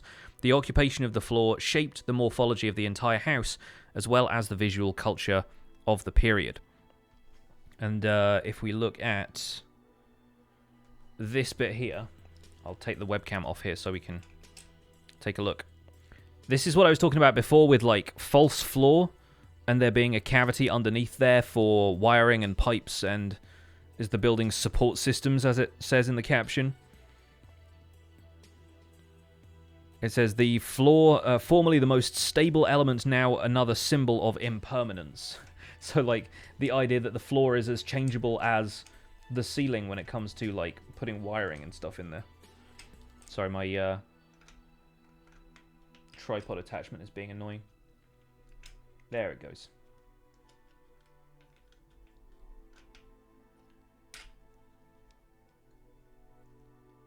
Stable. Cool. And, like, yeah, this is something that you could... an approach that you could adopt if you wanted to wire redstone underneath your floor. People don't do that often, but you could. The sensual floor, always touching or communicating with the body, participates in the body's bearing and movement. The floor can organize behavior with graphic patterns and level changes, but it can also cue much more intimate responses with just an embossing of the surface. In mosques, the prayer rug instructs the worshipper with pictures of Mecca or the mihrab, the niche that indicates the direction of Mecca.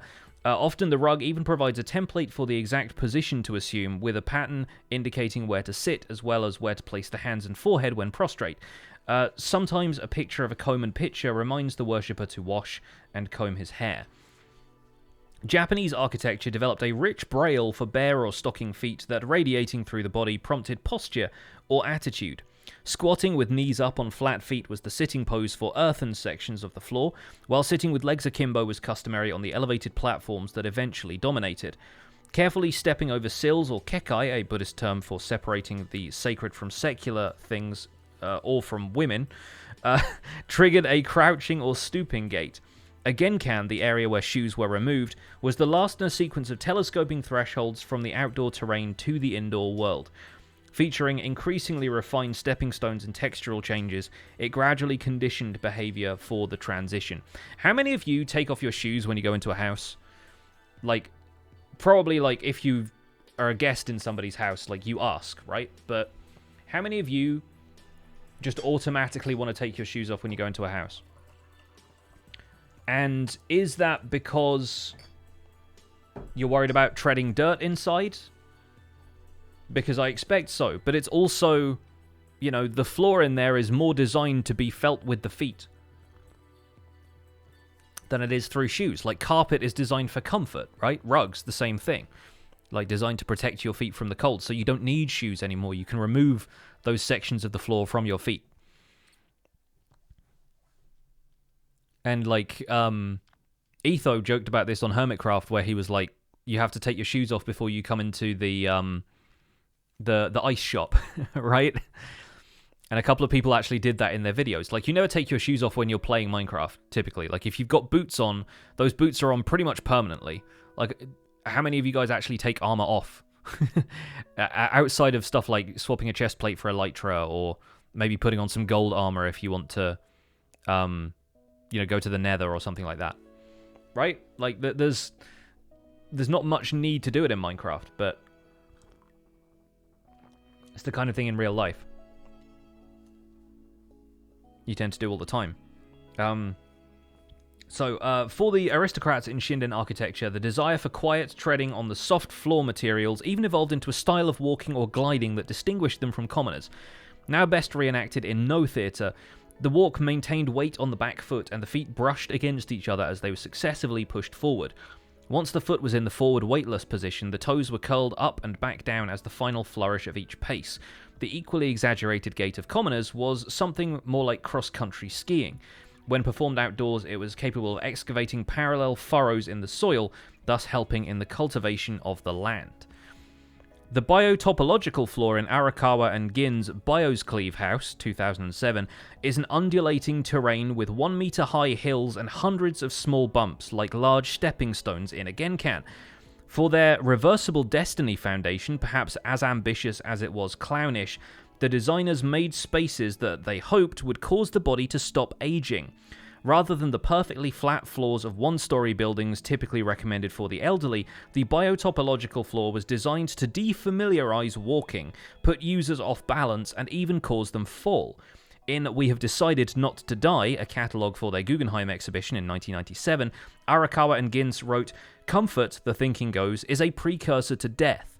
The house is meant to lead its users into a perpetually tentative relationship with their surroundings, and thereby keep them young." This is when I knew I loved this book. Because I read this and I immediately looked up what this house was. You can look it up. It was a house that was built in the New York Hamptons in 2007. It was recently up for sale.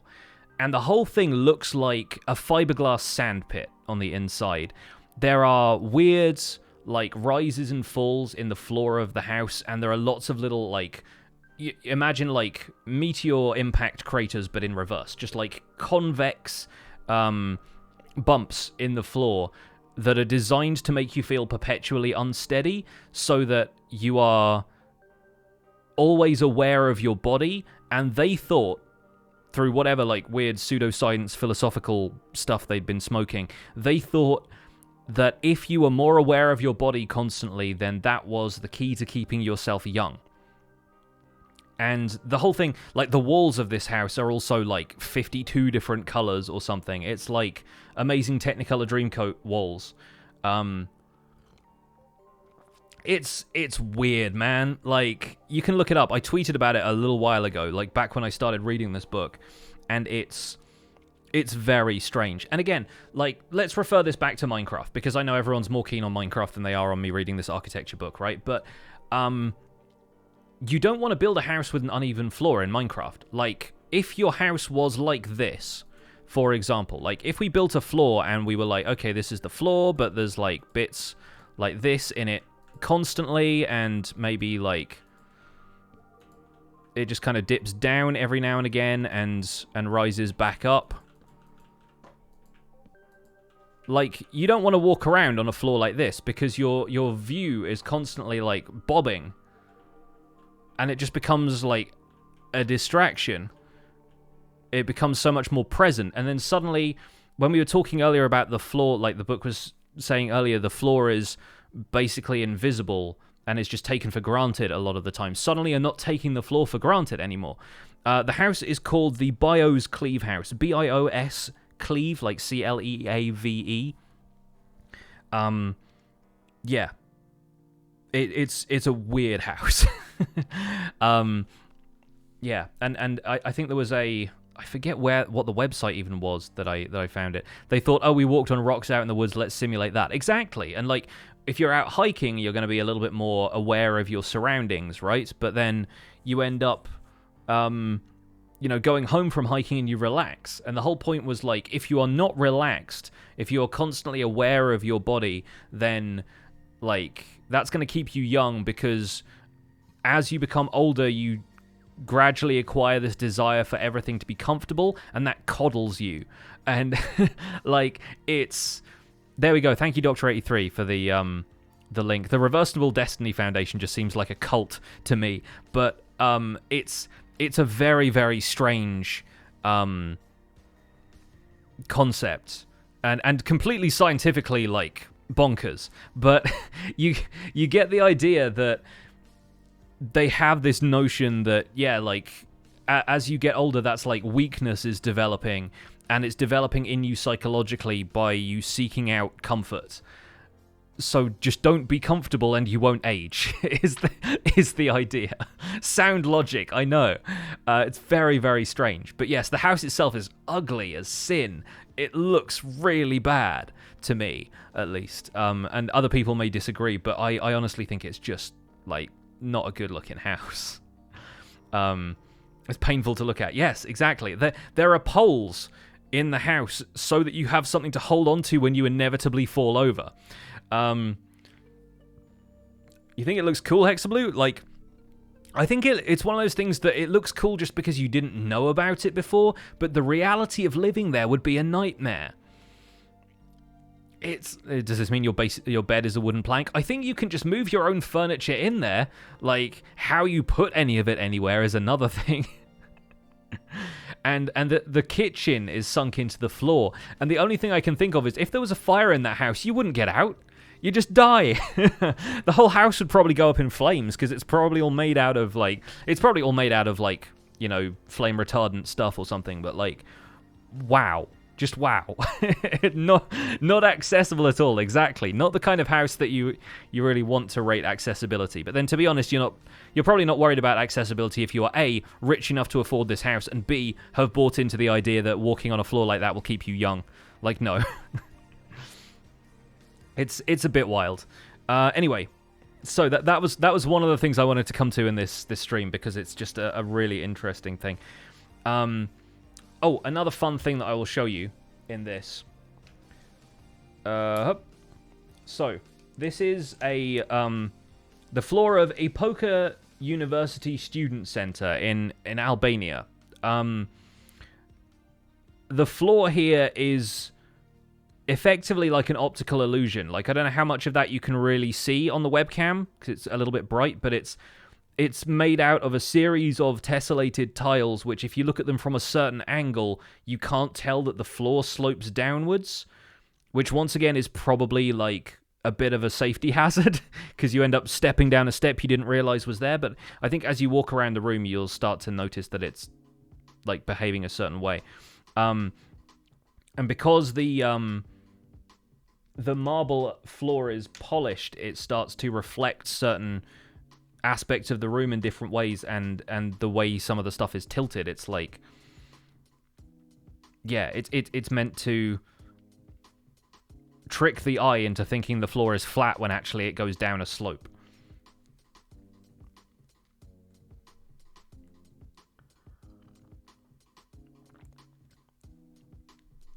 There are things like that in your school. You fell too many times? Yeah, like hidden ramps and stuff like that. You've seen optical illusion crosswalks to slow down cars. Yeah, I often wonder, I think there is a certain amount of science to, or not science, but like psychology, to the sets of lines that are printed on the road, printed, you know what I mean, like painted on the road, or even built into the road in the case of stuff that like actually has like a tactile rumble as you drive over it.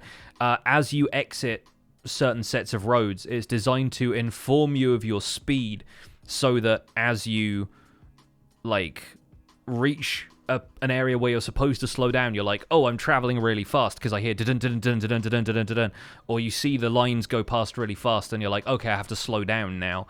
And it makes you way more aware of your speed than you were when you were just driving automatically on the motorway at 70 miles an hour or whatever. So, yeah, there's stuff like that out there. Moving on to the book, we're on page 33 now, by the way. Thank you for sticking with me for like an hour and a half of this. I know this is not everyone's idea of a stream, but I'm just curious in sharing some of these ideas with you, and there's like 600 or so people here, so thank you all for sticking around. Dance floors encourage extraordinary movements involving both discipline and abandon. Whether in a 19th century ballroom or contemporary club, a dance floor is designed to contain a sea of couples covering its entire extent and dancing rhythmically. The floor is also sometimes treated with powder to make it easier to slide and spin with moves that defy gravity or deliberately upset the norms of polite comportment. The buzz or the moonwalk, danced by Cab Calloway in the 1930s, Bill Bailey in the 50s, and Michael Jackson in the 1980s, is a sliding dance to create the illusion of inverted or unearthly conditions, a move strangely similar to the Shinden gliding walk in reverse. Just as vast expanses of flat floor inspire tumbling to test the body's bounciness in gravity, an extended length of floor like a catwalk or a red carpet inspires a variety of equally exaggerated behaviors. Andy Warhol, whose dance diagram, 1962, shifts the sight of art from an optical vertical plane to a corporeal horizontal plane, considered the fashion catwalk to be the new theatre. On the catwalk, models invariably walk with a distended march in which the feet cross over each other and the face never smiles. Similarly, the red carpet that flatters guests and celebrities by treating them with the appointments of royalty is a theatre for both humans and cameras to admire the walking and posing body. Here, released from the grave expression essential to fashion, teeth are bared in ambitious smiles and eyes narrow as bodies strike special torsional poses. The floor delivers instructions to the body that it need not be translated into language. Inducing rather than telling, the cues rely on not on knowing that, but on rather knowing how. Giving the floor to prompt or indulge a spectrum of behaviors is perhaps another underexploited power worth retrieving from a study of architectural elements. So, let's talk a little bit about this in the context of Minecraft, because, like, you think about the way people walk on red carpets. You think about, fashion shows and stuff like that. I don't know if I've ever constructed a fashion catwalk in Minecraft, and it's not probably the kind of thing that I would end up carpeting, right? You want to talk about having, like, effectively a polished runway of sorts. It's weird. You might put glass over the top of something. Like, let me put down, yeah, copper wouldn't do it at this point, would it? Let's put down like a colored concrete kind of thing, like maybe some purple concrete, right? But then we'll have that under some glass so it kind of mutes the color, because the color would otherwise be kind of garish.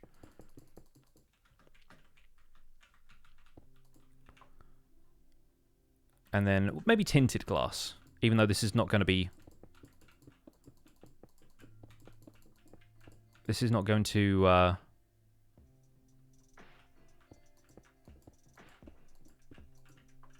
make a whole lot of sense, and it's not going to be tiled, like connected like it is in Optifine, because we don't have Optifine. Sea lanterns is what I'm now looking for.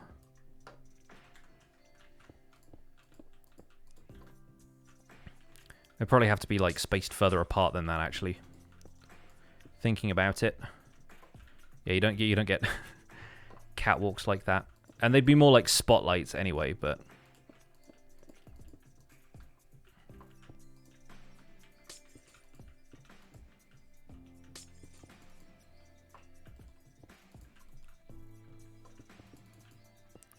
we end up with something like this.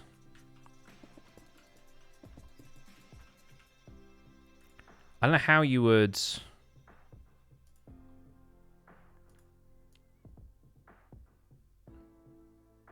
with glass panes, like black stained glass panes around here. Ignore the fact that there's dirt underneath there. Again, the floor is working against us a little bit here.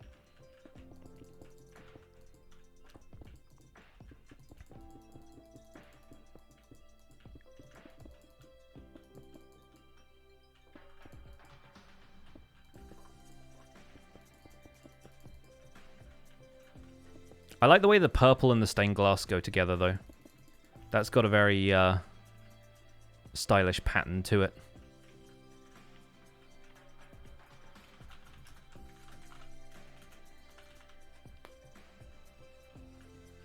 There we go. Fashion catwalk. Pose. Turn.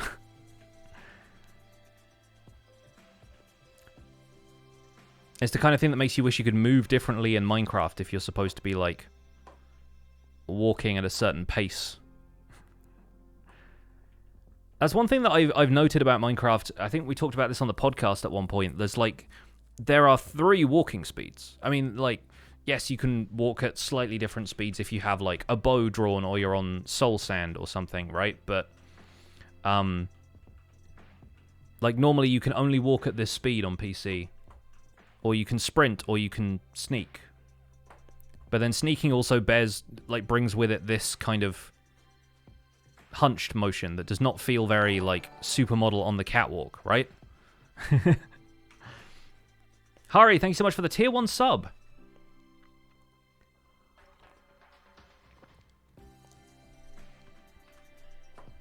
But yeah, people, when they walk on red carpets, like, there is this assumed air of, like, everybody knows what a red carpet is at this point. Maybe just because, like, how long celebrity has been celebrated in our culture, like, how long movie premieres have been happening, and, you know, red carpets before that might have been, you know, in grand palaces and that kind of stuff, like a symbol of status. So people walk on them a certain way, signifying that they have authority. The carpet is granting them that. The floor is effectively doing some of the work in convincing you that this person is important. And that ties into how we build stuff in Minecraft. Like, you know, we've built a catwalk floor here so that you could imply a fashion show is happening. And I think outside of the context of this stream, if I were to build this in like a more of a warehouse kind of space, and you had something like this, maybe with some chairs around the outside, you would immediately think, okay, fashion catwalk, because we have this morphology. You know, we have ideas like this in our culture already. Soul sand mixed in with the tinted glass, maybe, yeah. But yeah, red carpets as a symbol of status, again, changing the way the floor feels. And you look again at our friends, the Woodland Mansions. Red carpet everywhere. And again, this is because it's a large structure and also serves the purpose of limiting spawning to the rooms inside of here.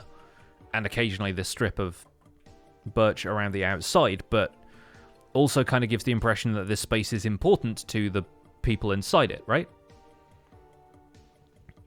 You have a cat wanting to walk it, yeah. But yeah, this encourages you to stay on the red carpet, in a way, as you're exploring. You don't tend to walk, like, to one side or the other. You typically tend to, like, run down the middle. And it is the middle of the room, so it makes sense. You get to see the angles around you slightly better than if you're walking along here and then suddenly something blindsides you from a corner. But the idea is that the red part of the carpet is the bit that you want to be walking on. Carpet makes the space feel more grand than it is, exactly. Red carpets have this, you know, psychological effect on us. It's an association that we draw now. Part of the cultural symbolism, exactly. Exactly. Do we have another witch hut around here? The other one was a really bad example. I want to find another one. Doesn't look like we do. It's a very small swamp, to be fair. Or a large swamp, but with a large expanse of water and no witch hut. Oh well. Let me search for... Can you not search for witch huts? Swamp hut. Okay, that's interesting. Not too far away. This one's practically on the ground as well, but again, an elevated floor and without access as well. Kind of encouraging players to have to build their own way in. They're trespassing before they even realize it. Red being a royal color, so it's an association with that. Well, the color itself as well is not inherently royal, right? we have made it royal over time. That's the point. Like, the cultural significance of it. Like, red has been made a royal color by royalty, who told everybody that they should be treated with importance. Hey, here is another aspect of elevated floors here. We have the Pillager Outpost, with several floors of not much in particular, and then the topmost floor with kind of rubbish loot, if you ask me. But most of the time, pillagers don't seem to inhabit these watchtowers. They tend to spread out over a larger radius, I think because there are just more spawning opportunities on the blocks around it. Red is actually scientifically more attractive. I mean, maybe, but the association with royalty, I feel like, is not necessarily, like, something that is scientifically there.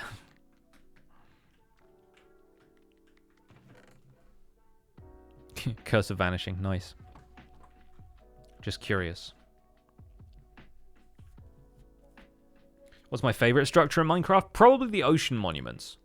And those are an interesting case in our study of floor because they are under the ocean, which is underneath what you think of as the floor level of the world. But of course you have the sea floor, which is a different matter entirely. This is one of the things the book talks about, where the floor falls away from you a little bit. You end up having to undergo more of a trial in order to reach it. Is that a jungle temple over there, or is it a ruin? It's a ruin, I think. Yeah. Here we go. Here is my favorite structure in the game. And yeah, they are raised off the ground. And they do have multiple floors in them. Once again, the royalty of the area, occupying elevated positions. This one's in the ceiling. He's not meant to be there. But then he'll probably swim out from around this pillar, actually. That's fine. He is meant to be here. But then you have the other areas of the monument, which obviously I don't have mining fatigue right now, so I can just bust my way through the ceiling. But you get up to the top floor here, and once again you have one of the bosses. So there is a hierarchy established here, even though it's under the sea, and it's still raised up on these pillars. This is quite a picturesque place for one, actually, just standing over this ravine. I'm always curious about coming down here because I never bother exploring these when I'm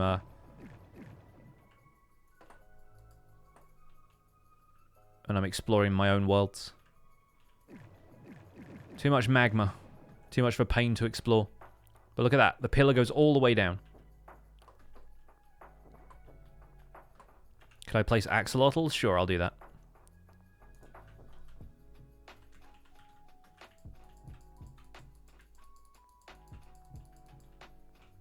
Attack!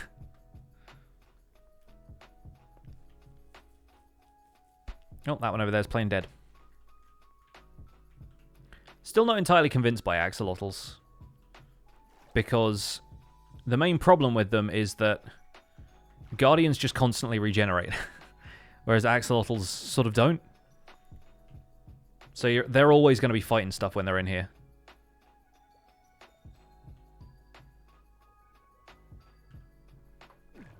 It looks like something out of Star Wars. Axolotls are probably one of the most alien-looking things we have, because maybe we're just not used to seeing them all the time, you know? I think church floors are a cool example. You grew up in the US South with little country evangelical churches that have plush, vibrant carpet, which serves to muffle echoes. Yeah, one of the other things they talk about in the book, in more of the picture reference stuff, is the idea that modern floors have become a lot more about, you know, preventing reflection of sound and footstep sounds as well, just so as not to disturb people and create a different sort of environment that way.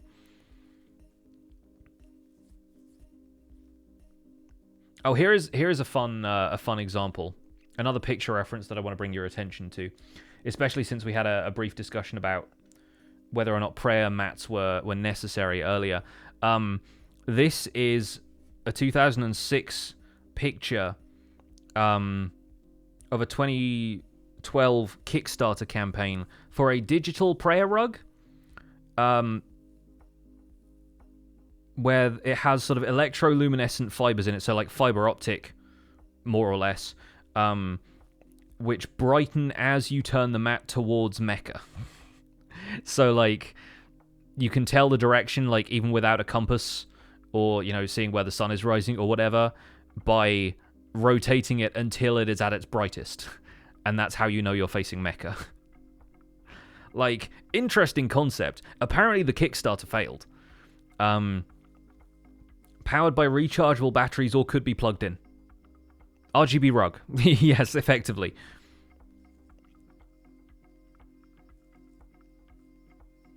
But yeah, Cyberpunk prayer mat. Alright, I'm going to move on in the book here. A historical fast-forward through the changing cross-section of the floor would remain steady on hardened earth for centuries, eventually incorporating aggregates of stone and wooden timbers. Again, talking about the materials that we're using in Minecraft now. Floors in ancient palaces and temples across all civilizations, paved with every possible stone and metal, would animate the section slightly. The Greeks introduced beams combining stone and iron to resist bending. So looking at, like, you know, modern building techniques like, you know, using rebar. Romans introduced the chemical composite of concrete, and occasionally embedding iron into the mixture.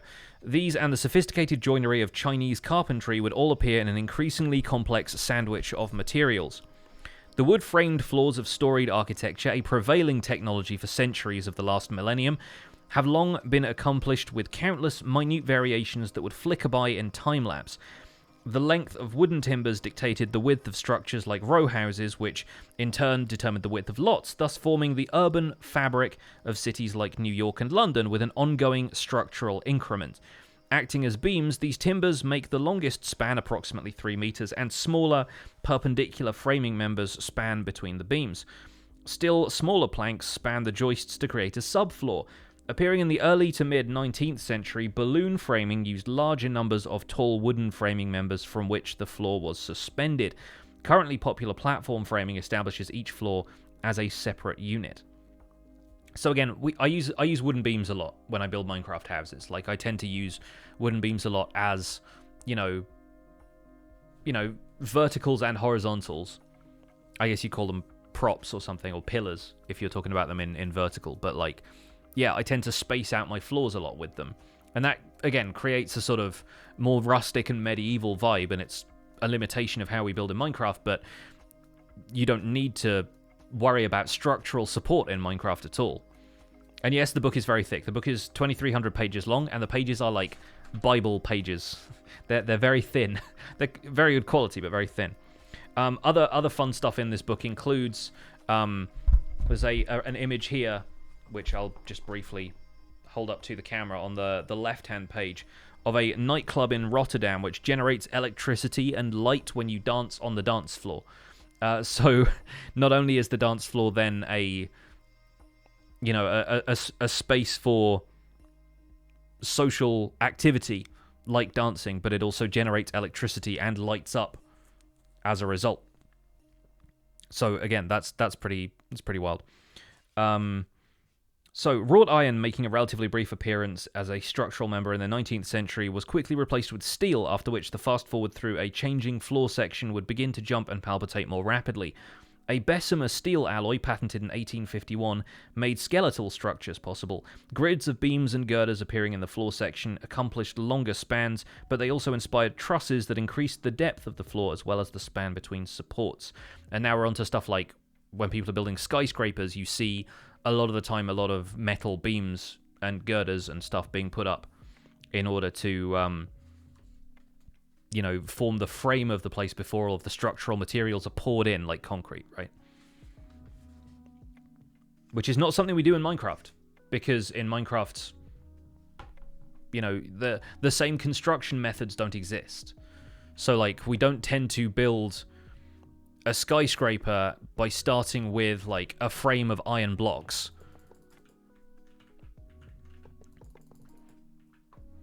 and having, like, iron girders like this. And then, like, surrounding these with concrete. But if you wanted to build a skyscraper, let's use, again, like, cyan terracotta. Bland but functional. You imagine people, like, plastering over some of this stuff as well. I know this isn't necessarily, like, how skyscrapers are made, but you use this as an example here. And then you don't end up seeing the iron frame of it at all. But if you wanted to show something was still under construction, then you might leave a frame of something like iron. Actually, more likely it'd be copper. Once we get into the snapshot stuff, like having something like copper feels way more structural to me than iron blocks do, because iron blocks always feel so clean. But now you've got the opportunity to use something like this and have like a framework of these in like grid form coming out of the top of a skyscraper.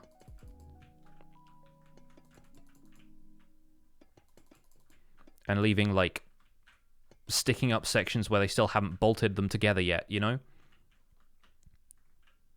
Could do a lot more with something like that sticking out of the top of a roof. That's where brutalist architecture comes in, exposing the structural elements instead of hiding them. Yeah. Like leaving iron bars out, they feel like rebar. Yes, and I think iron bars, obviously, like, having a slightly different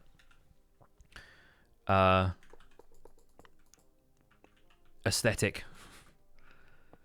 You know, you want to have something like this. I like sticking stuff out in the corners. Like this. And it kind of feels like, yeah, okay, this wall is still waiting for stuff. Like, these are the reinforcing materials. It kind of implies that they go on down through the material.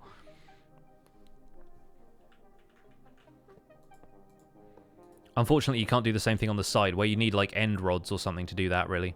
Or alternatively, you could put stuff like stone buttons there, which implies a thicker support material. But again, these are architectural concepts that we can take and apply to a building like this. I mean, a building like this. Like, this is nothing right now. This is just a set of shapes, but they do look like industrial grade frames for a skyscraper. There you go. You can do that. You can do stuff with chains as well. I feel like chains look too much like chains to me to really have the illusion of something like that. You could do it with end rods, but the end rods are also, like, they're relatively clean. At least they're not purple anymore. Like, I go back and forth between whether I want them to be purple or not, but if you look at stuff like this, ignore the particles for a second, because those are a bit obvious, and the fact that it would be lit up at night, but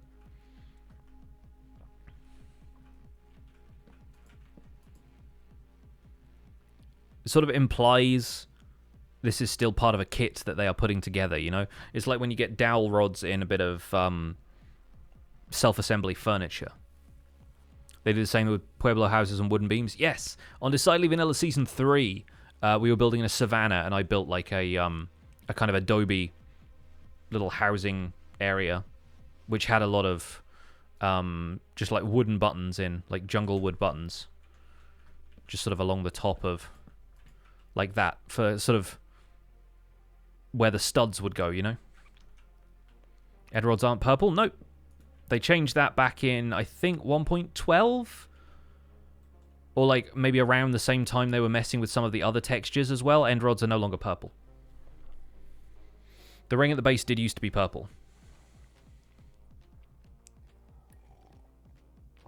Yes, Mr. C, I am enjoying my new office. I've been enjoying it for quite a while, actually, but this is, it was the time to make my setup tour video because I had the new computer. That was basically it. Oh, is it 1.14? Okay, so when the rest of the textures changed. Yeah. I got you. So, back to the book. So, anyone who's just joined us, hello. Today we're reading a book called Elements of Architecture by Rem Koolhaas and various other contributors. And I'm trying to work out how some of this stuff can be used as a basis for understanding how we build stuff in Minecraft and applying some real-world architectural elements to the way we build in Minecraft. I'm just trying to learn a bit more about architecture, and part of my my resolutions for how I want to improve my understanding of Minecraft and my understanding of architecture in general over the next year. I want to try and like mesh the two and get a good idea of how real-world building techniques can be applied to Minecraft as, let's say, guidelines, because we're obviously going to break a lot of them. Needing structural elements to hold any kind of building up is not really necessary in Minecraft, but still, I kind of want to go with that, you know? All right, where did we get to? Oh, I guess, like, the start of this page, huh? So, modern reinforced concrete, yet another material technology in the diversifying floors section, assembles concrete and steel in countless combinations. For instance, steel beams may support metal decking into which concrete is poured, but the reinforced concrete may also be poured to provide both beams and decks in one-way slab or two-way waffle slabs. Can we get waffle slabs in Minecraft? Anyone? Concrete may be pre-tensioned or post-tensioned with steel cable threaded through an open channel and tightened to bow the concrete slab against loading forces. One of the newest reinforced concrete sections, bubble decking, uses a grid of small beach balls to displace and reduce the quantity of material, thereby significantly lowering the CO2 emissions that result from concrete production. The fast forward that begins with dense, hardened earth eventually features floor sections as lightweight as air and as transparent as glass. Inverting the historically strenuous attempts to strengthen and rigidify structural materials, Cedric Prince's Inflafloor, that's a mouthful, Inflafloor of 1964, joining a number of designs for inflatable floors, replaced the solid floor section with gaseous air. Slabs of structural glass reinforced with polymers and set into a steel or glass grid can create an exceptionally strong floor in a section only around 10 centimeters thick. Like the trick floors of ancient palaces, these transparent floors now sometimes appear as special platforms at the top of skyscrapers, offering a popular photo op of the body suspended in midair hundreds of feet above the ground. Have any of you guys ever been to the Empire State Building? Because I've been once, and I was scared to walk out over the section of it where you can look basically down through the floor. Like, I don't like heights, I suffer from a bit of vertigo, and like, there are other buildings that have this, obviously, but the Empire State Building is the one that I can think of. I think the Sears Tower, whatever it's called now, in Chicago, has something similar. And walking on a bridge that has a glass floor is terrifying. Yeah, there are a few of those, I think, in London that have, like, actual glass floors. And it's the kind of thing where, again, going back to Minecraft for a second, we don't tend to worry too much. Let's do a time set real fast. That is night. I wanted it to be day. We don't tend to think too much about the fact that we can just place a meter-thick area of glass anywhere we want to. But this is the kind of thing it's talking about, where you can have some sort of reinforced glass, and it is designed in such a way that it is tremendously strong and does not shatter when you walk on it and cause you to go tumbling into the river below or whatever, but it's the kind of thing that we don't necessarily consider a design decision in Minecraft because you're already interacting with the environment in such a different way. You don't need to create that kind of emotion in what you're doing. Like, I think the exception to this maybe is the Nether, right? I think it's so fascinating to make Nether tunnels in a Nether hub out of glass, because you think of glass as a fragile material.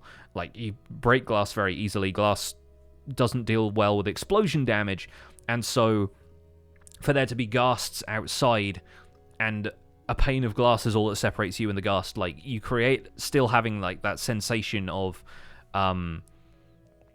you know, a little bit of fear involved in that, because it's like, can the ghast see me through the glass of the Nether tunnel? Like, that stuff is interesting to me. Like, the psychology of it kind of bleeds back in from what it does in the real world when people are scared of heights and have to walk over something glass. Yes, Royal30, I am going to upload this to my VOD channel later. I think it's a weird stream, but one that will hopefully be interesting for people to refer back to. So yes, this is going to be a bit of an exception to my usual policy of not really uploading Minecraft streams, because I just grind and do the boring stuff on streams. You saw someone's video where they couldn't see the glass floor in the Nether and they were like, why would you do that? Yes. Yeah, that's exactly it. It's the grey stained glass Oh, Race Walters Art, thank you so much for the 5 gifted subs. Very generous of you. Thank you so much. Folks who just got gifted a sub, please enjoy and make sure you thank Race Walters for that very generous gift sub. Once a month, this would be awesome. You love this learning. I would like to do stuff like this more often, yeah. So maybe we'll do it every so often. I do need to read more of this book in my own time. This is also just me trying to make time for it, because otherwise I would just be spending it, I don't know, playing Stardew Valley, right? So, yeah, I will maybe do more of these streams. If you guys are into it, like I said, we've got maybe a few people who are just put off by stuff like this. They're like, wow, what is all this talking? But again, these are the people who just turn up to see if I get blown up by a creeper or whatever. Like, I'm interested in furthering my understanding of architecture in the service of making better Minecraft videos. So this is where I want to do that, and hopefully you guys can learn a little bit of stuff as well, or just enjoy me effectively reading the phone book of architecture, because some people are like that. Some people are like, I could listen to you read the phone book, and I'm like, maybe I can read a book that's a little bit more relevant. Architecture Hour with Pixel Riffs. There we go. Thank you, Fazu, for the 100 bits. Love the educational discussion. I hope so. I hope so. I hope, yeah, it's odd because streams are often about chat interaction, and I don't know if, like, it's the kind of thing where I really feel like this is more of a just chatting stream than it is a Minecraft stream, but we're also trying to apply stuff to Minecraft, so maybe it counts. I'm still placed more blocks than Boz does, so I think we can call it a win. Once again, I'm just gonna return to spawn here in my world, so I can go back to that house that we were building earlier, because I like this house so far. It's got an interesting style to it. If I ever get bored of doing Minecraft videos, I'll be an awesome college professor and drastically underqualified. Let me tell you. Yeah, I have no qualifications in architecture. And yes, Octopi, this book is huge. So this is what we were working on earlier. For folks who've just joined us, thank you for popping by the stream. I'm learning about floors. And what we've already done with this is elevate the floor from the natural floor of the ground, create effectively like an outdoor cooking area where things are still allowed to be like fresh in from the outside, and like dealing with the fundamentals of stuff like feeding oneself, right? It feels like a very basic requirement of a space like this, but then elevating yourself even further to things like a little bit more refined, like relaxing and sitting. It's there's a certain amount of like psychology to how we use space and the elevation of different floors, and the further you go up in the worlds, you know, quite literally, the more societal station you have is the idea behind some of the stuff we've been reading, which is why you always see like rich people's mansions built on hills, because they can afford to be up a hill. And also because it gives them an opportunity to look down on everyone else. Like, it psychologically, that's the impact it has, right? How do you open that chest? By right-clicking. It's under a slab, so you can still open it. Which is kind of a cool aspect of Minecraft, having, like, underfloor storage like this. There are definitely ways in which we can incorporate that into the structure of the house.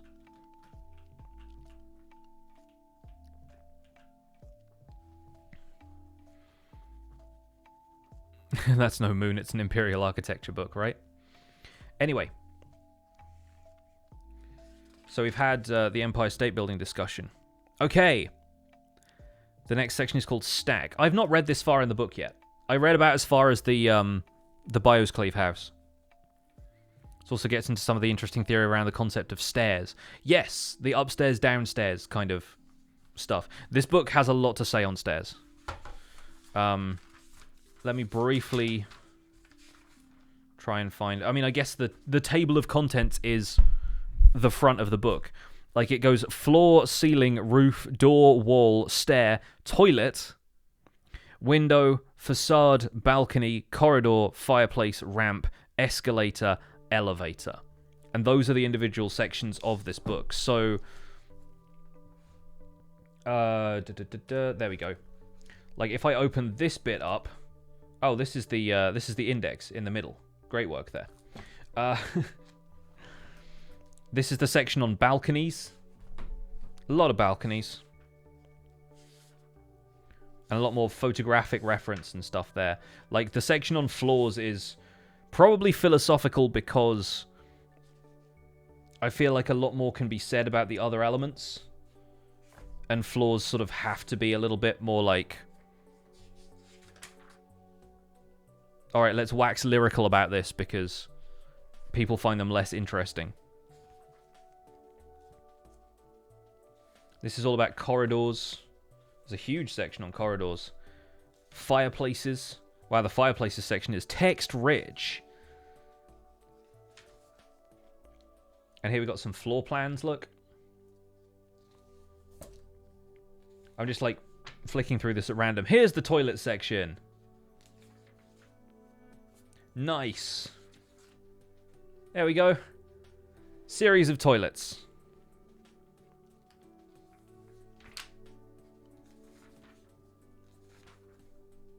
And various diagrams of people using toilets. I will skim over those real fast. Stairs, here we go. That said something about development of a stairwell, and the word stairwell was in, like, air quotes. Stairwell. Does it say which way around to hang the toilet paper? It may. It may do. It may do. I will let you know. I'll get back to you on that one. A stair museum.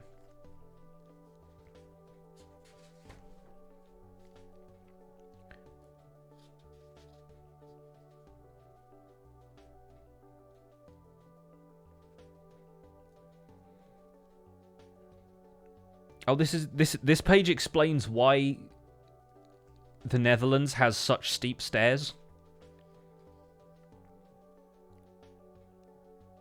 The International Building Code dictates that things should be a certain way, and the Netherlands is like, nah.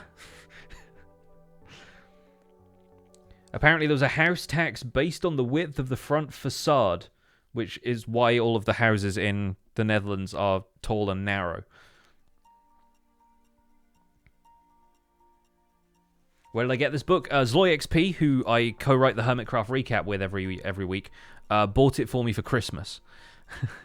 If you do !book, then you'll get a link to it. So, going back to the section on floors. While the elevator is often considered to be the germ of the modern skyscraper, it was the combination of vertical conveyance and the stacked floors of skeletal steel structures that together launched an era of staggering global changes to building morphology. Great stalks of building proliferated first in Chicago and then in New York. In these mercantile cities, again, not volume, but area is the commodity to be stacked and sold as real estate. Delirious New York, 1978, reproduced a 1909 Life magazine cartoon joking that even the grounds of suburban estates might be continually layered upon each other until they reached into the clouds. Also figuring into the argument was a section drawing of the New York Athletic Club in which the floors were separate worlds. Swimming pools, office spaces, formal areas, dining rooms, offices, and residential accommodations all shuffled in a stack of floors and strung together with vertical circulation.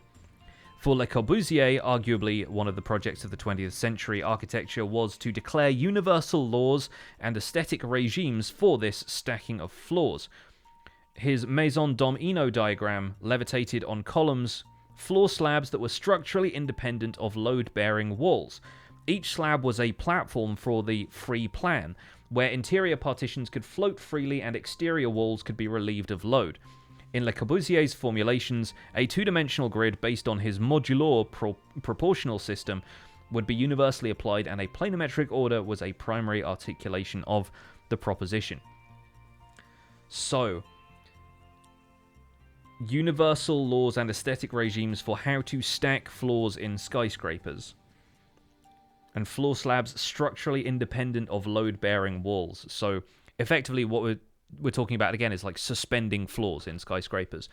And the load-bearing walls being more like the outside and maybe like an internal cross-section of stuff, while also dividing floors into different regions.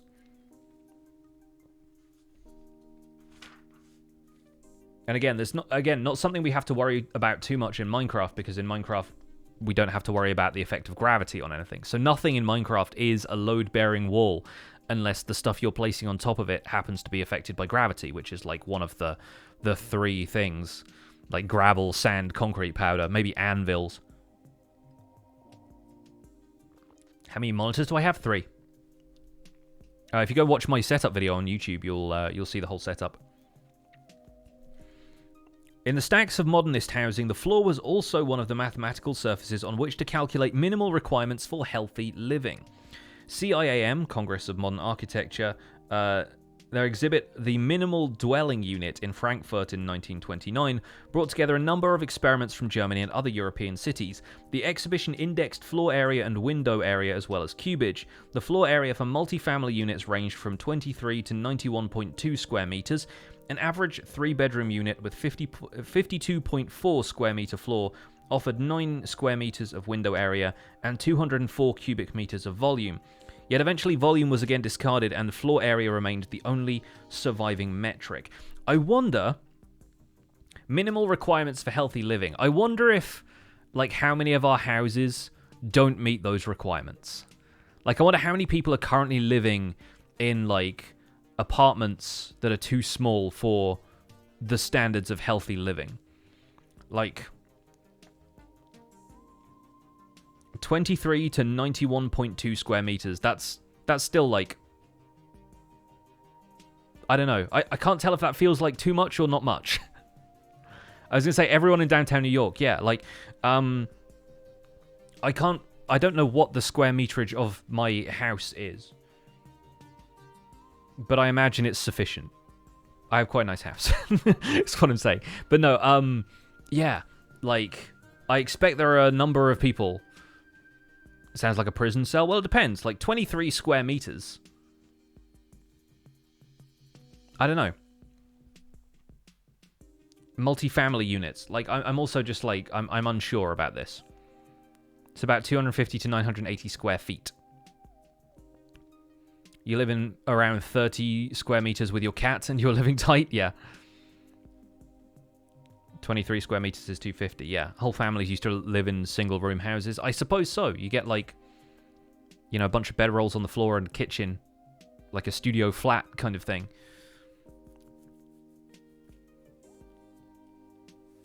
But yeah. How much in Minecraft? Good point. Good point. Let's also just disable daylight cycle and weather.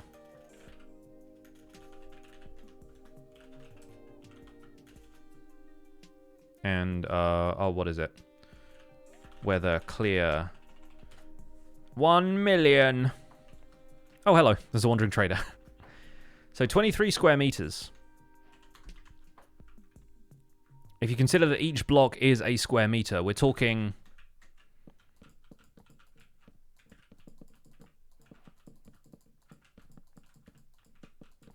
that, basically. Right?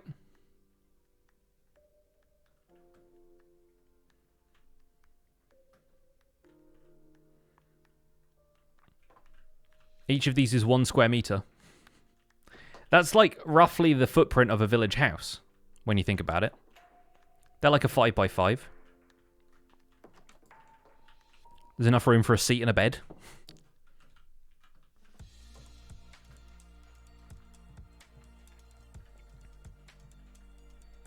Unless it's like, it's, if you think 23 meters square, it's not like 23 blocks that way and then 23 blocks that way, because that comes out a lot more in terms of square meterage, I would presume.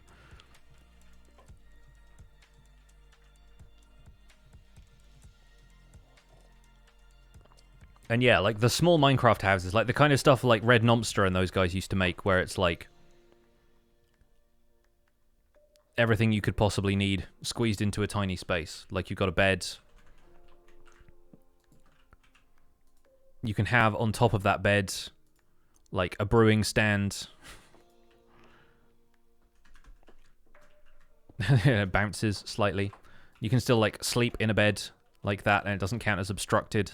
Same if you put a chest over the top of it, you know. Like all of that kind of stuff.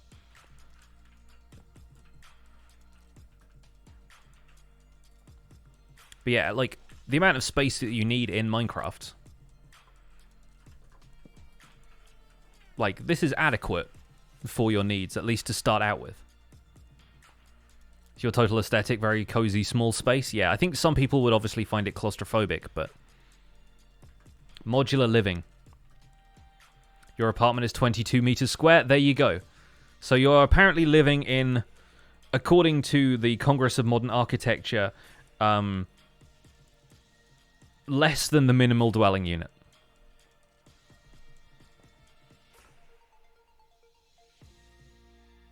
Chest under the bed. Yeah, there you go. And you can reach through the hitbox of a bed like that, so. Hey, Vintage Basil, I'm doing great. How are you? Chest under the bed always feels a little bit like there's a coffin down there to me.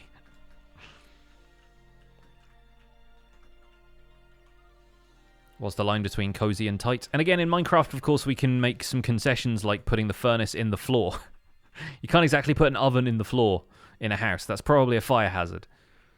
So there are interesting ways in Minecraft that we can also make the floor functional. Another thing it's talking about in the book is ways in which the floor can be radically changed to have more functionality that people don't expect. And obviously in Minecraft that's a very literal thing because it's game functionality, it's basic stuff that you can just reapply. Fire hazard or underfloor heating, exactly. Can I try to make my real house in Minecraft? I might do that one of these days. Just pouring myself a little bit more tea. And by a little bit, I mean an entire cup. Thank goodness for tea cozies. Keeping my tea warm this whole time. Been going for like 2.5 hours. In archaeology class, you learned that people actually used to bury their relatives under the floor. Again, going back to this diagram, where it's talking about like all of the layers of floor that have been added over the years. One of them between the ground and like the floor level of stuff is like Telltale Heart. It's like the heart buried below the floorboards. Very Edgar Allan Poe. Okay, in the modern skyscraper, the convention for assessing urban building is floor area ratio, a ratio of total floor area in the stack to site area. The convention for assessing urban buildings. So we're talking about, like, total floor area to site area. I guess that makes sense, right? It's like how you divide everything up. Adopted in early 20th century New York, floor area ratio, or FAR, has now become the global shorthand for monetizing and negotiating urban space within building and zoning codes of the contemporary city.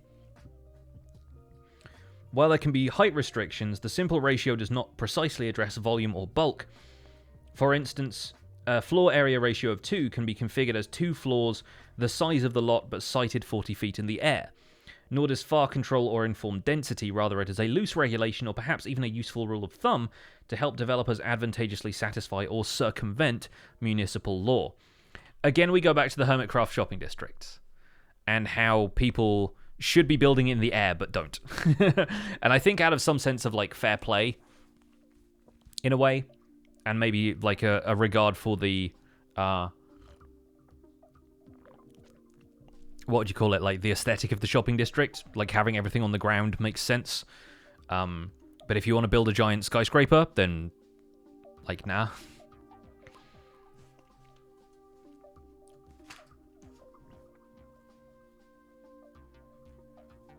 So the stack, primarily regarded as a collection of two-dimensional floor plates, perfectly unites the preferred planimetric documents of architects and the habitual area calculations of real estate.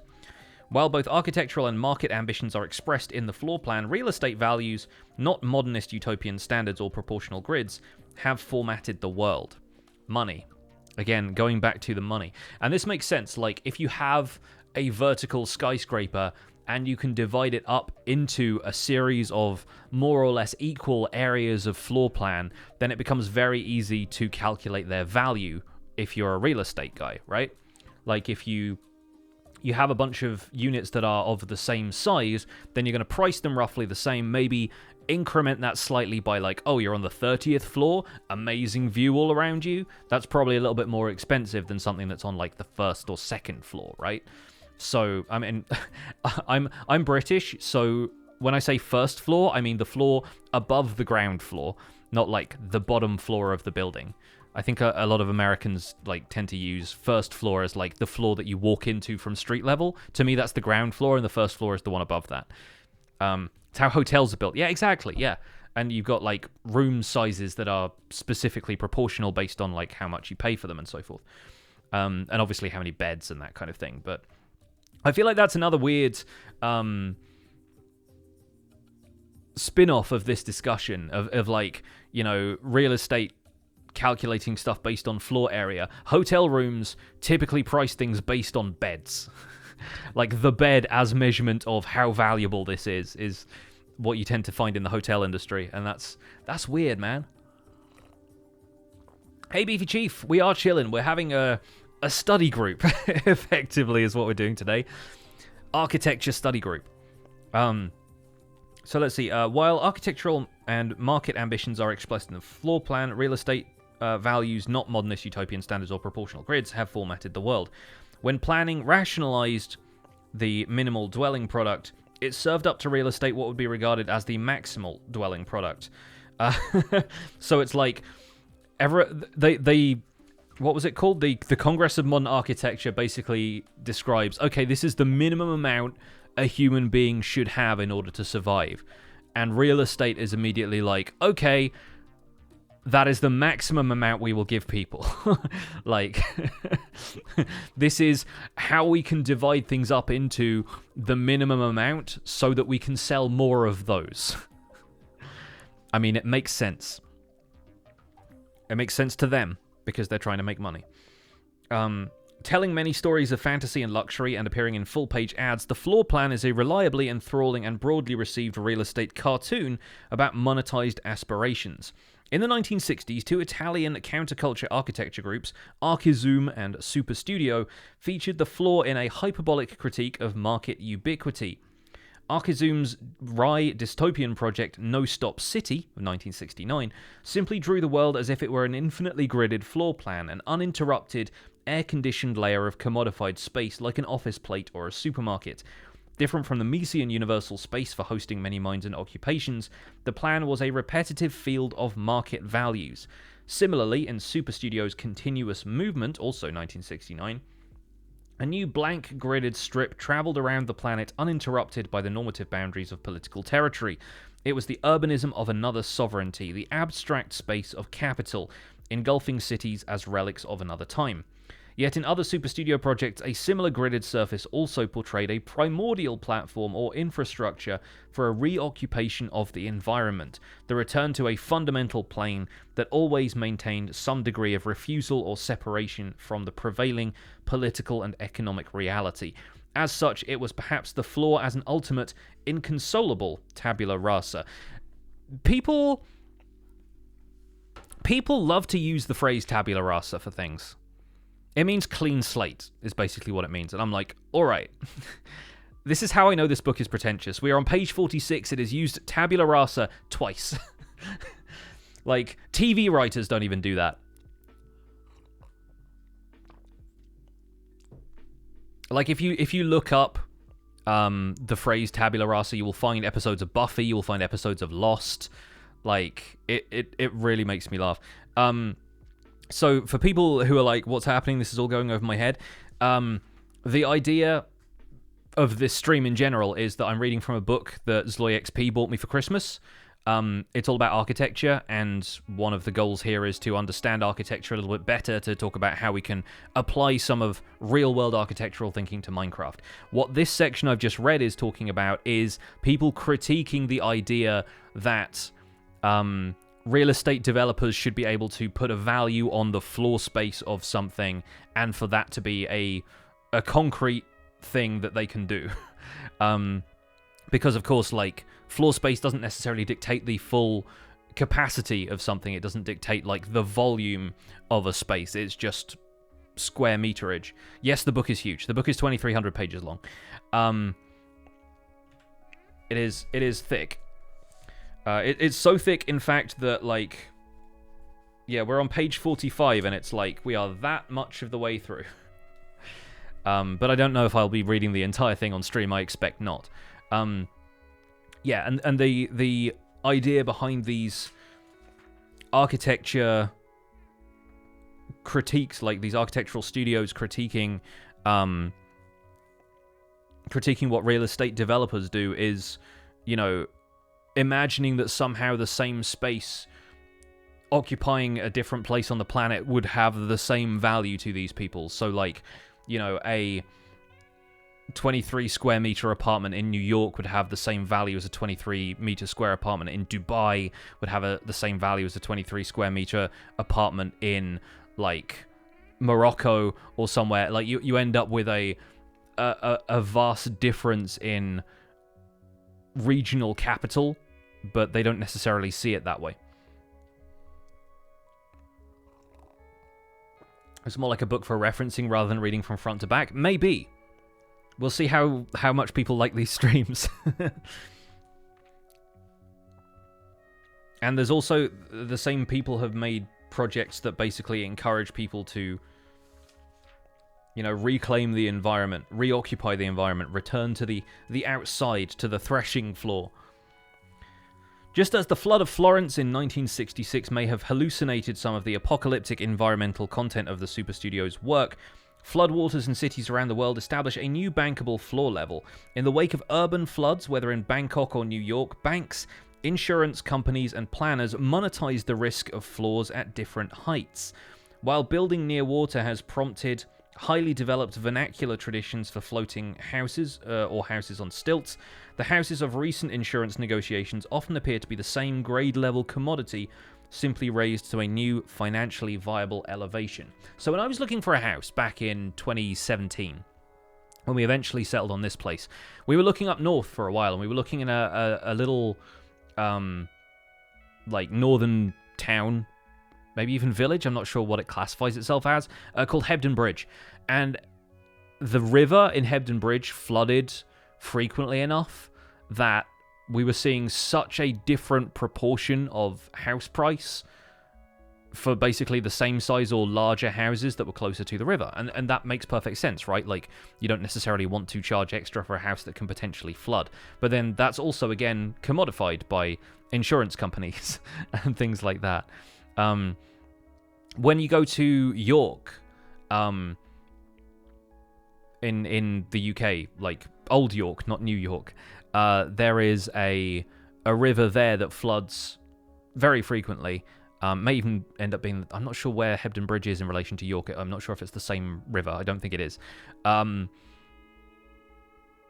might be the Leeds-Liverpool Canal in Hebden. Anyway, don't want your house to flood? Pay more, exactly. Or, like, yeah, if you think your house will flood, pay us more, because that way we can ensure your contents of your house. Yeah, there's a pub on the river in York that has a series of measurement lines of, like, how high the river got that year in the bar area of the pub. So it's like, okay, this was above people's heads if you were standing at the bar. You know?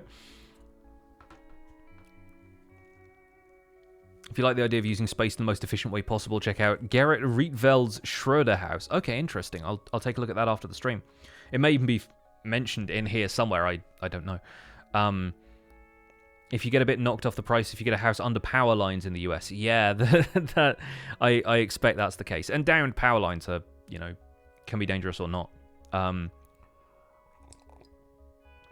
But yeah, like, I expect that is the way things go, and increasingly, like, as sea levels rise and you end up with, you know, the effects of global warming on the world, that's evidently going to have an impact in the surface area of the ground that we can have access to. And so what that does to the economy, what that does to prices, what that does to just the concept of how we build has to change at that stage. That's not a problem we get in Minecraft, though, because in Minecraft the sea level is not rising yet. I don't know how we are going to be affected by the changes that happen in 1.17, because we haven't seen what is ultimately going to be the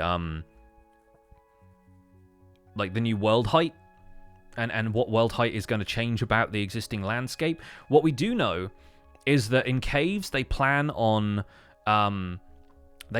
creating like the wandering trader has entered my house with one of his llamas.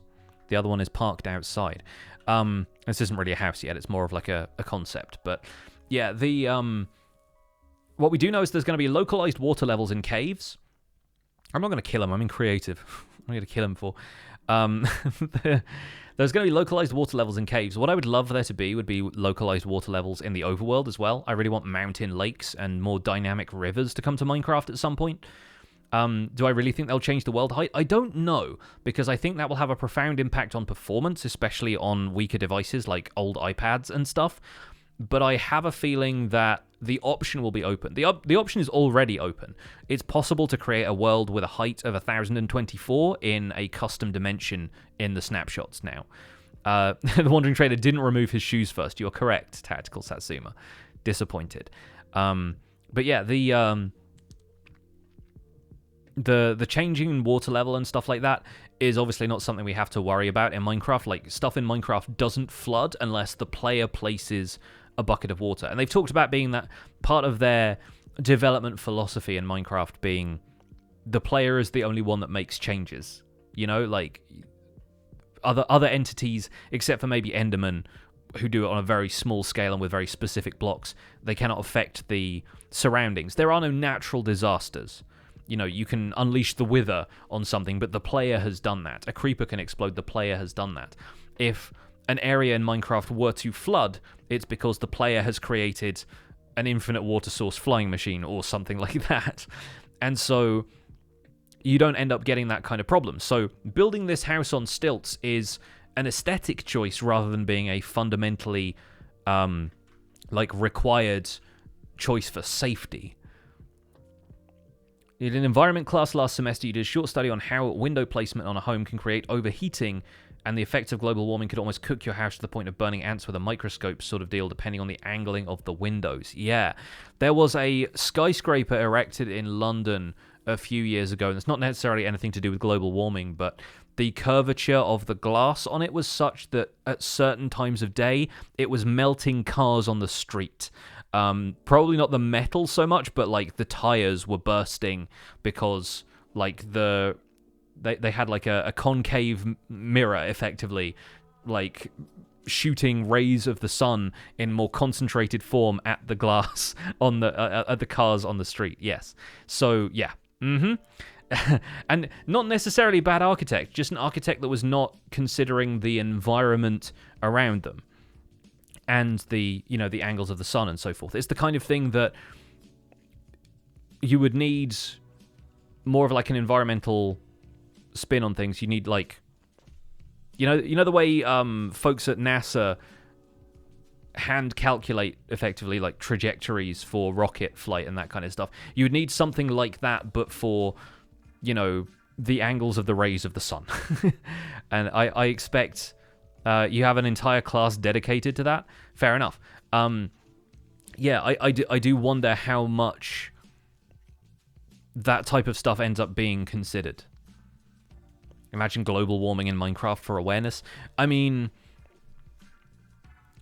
I feel like it's the kind of thing that obviously they want to raise awareness of certain environmental issues, but illustrating global warming in Minecraft requires not only like gameplay features that remove a certain aspect of the fun of the game, but also mechanical changes that would require the sea level to rise, and at what rate, and you know, there's all kinds of other stuff like that. Beyond that, like icebergs in frozen oceans melting over time just diminishes resources for players. It would encourage players to do the opposite, basically. You would go out and harvest those icebergs before they started to melt, you know?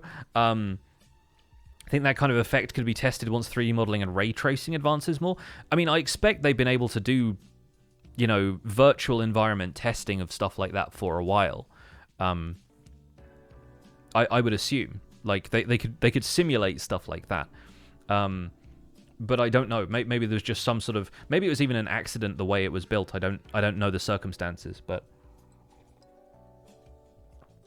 But yeah, I think maybe setting up ways for global warming to affect Minecraft could have a fairly profound impact on gameplay. Like, natural disasters is something they're not interested in putting in the game. And yeah, the other aspect of it is, do we want Minecraft to be a simulation of a world that is untouched by stuff like that? Because, you know, as we know at this point, like, the player is the only thing really changing the environment. Villages don't really have, like, factories that produce gas emissions. You know, there are a lot of different things that come together to produce an effect like global warming, and Minecraft, I feel like, is meant to be more of a what-if environment for you to impress your own interests on. So players could create a scenario in which they simulate global warming, but Minecraft is not interested in imposing that vision on players, I feel like. Have I seen Frank Gehry's design architecture class on Masterclass? I've not. And it's something that I may end up pursuing more in future, and I'm not necessarily interested in becoming an architect. I'm interested in how that stuff is going to, you know, influence Minecraft. So I'm curious. I may end up returning to some stuff like this in future. We'll see. Where do we get to? Okay, Void. Let's talk about Void. We know this very well. Let's get an illustration real quick of Void, the space beneath the floor.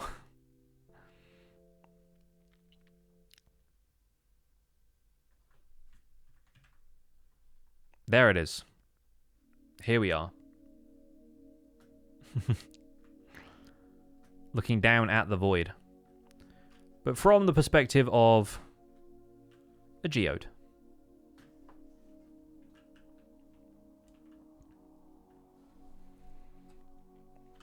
Alright, anyway. In the urban stack of repeatable floor plates, hidden cavities between the flooring and the ceiling house structure and building systems, voids between commodities that appear to belong to no one. In the generic office construction, dropped ceilings and raised false floors extend this space. The dropped ceiling, made of a lightweight metal grid and foamy acoustic tiling, is an inexpensive system for concealing HVAC and lighting systems.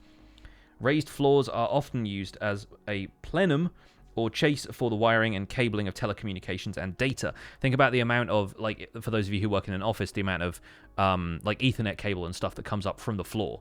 There are, like, floor points for that stuff. And electricity, you've got plugs just, like, set into the floor in offices. A similar metal grid holds removable particle board tiles that allow workspaces to be easily reconfigured and rewired. Ventilation tiles on either surface shine a bit of light into a dark space of forced air, dusty wires, and electronic heat. These cavities are the space of horror and science fiction, the twilight zone of parallel universes, or the place for hiding secret treasures and spy equipment. The floors of churches and cathedrals have long been tombs filled with corpses, but the sense that this void is unknowable or beyond jurisdiction was already apparent when Edgar Allan Poe's protagonist in The Telltale Heart so arrogantly and triumphantly stuffed the remains of his murder in between the wooden joists of his victim's room. He was sure that it would all have worked, and that it would have been completely untraceable had it not been for the tap-tap-tapping underneath the floorboards. I felt that I must scream or die, and now again, hark! Louder, louder, louder, villains, I shrieked.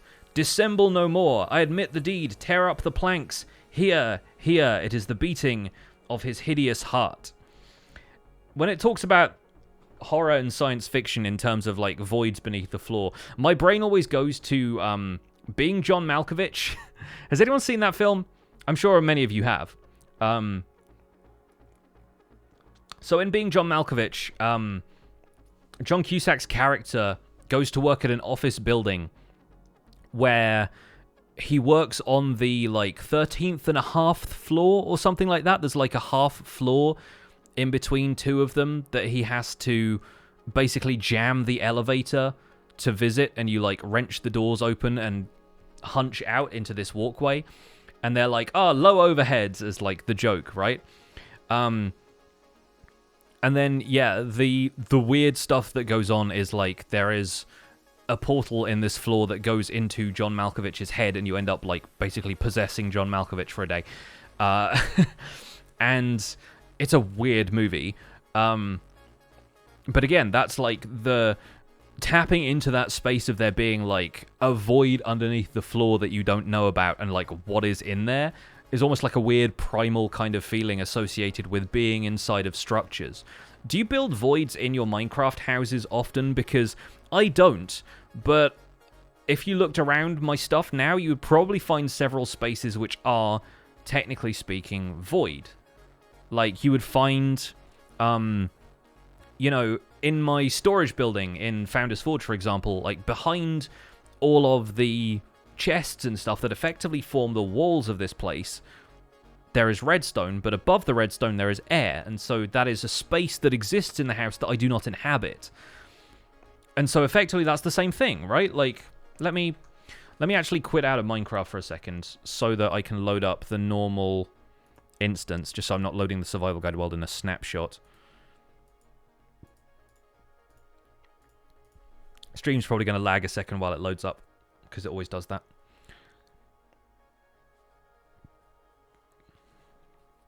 You build a void in your more technical builds for maintenance and redstone? Yeah, exactly. So this is what the book is talking about. This is something that as Minecraft players we already do.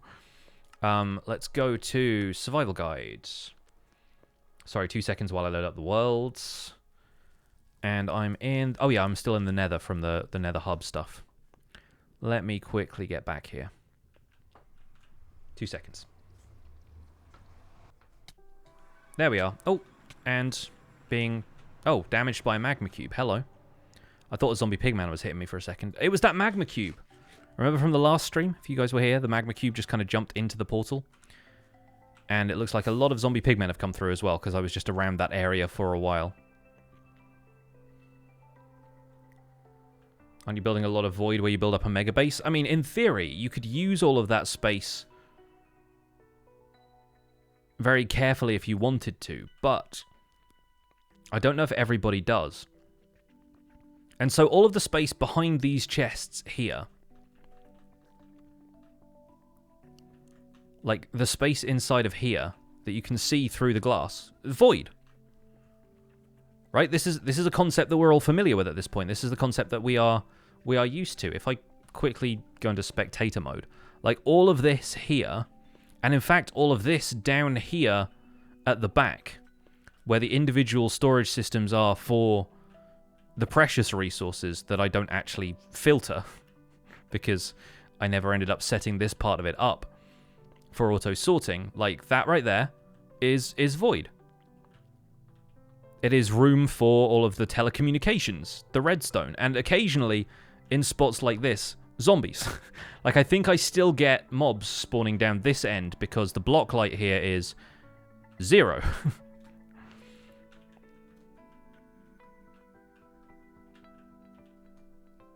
Although if I go into survival mode, I don't know, block light there is 12, so I don't know. There are spaces around here where I get mobs spawning, and I don't know quite why.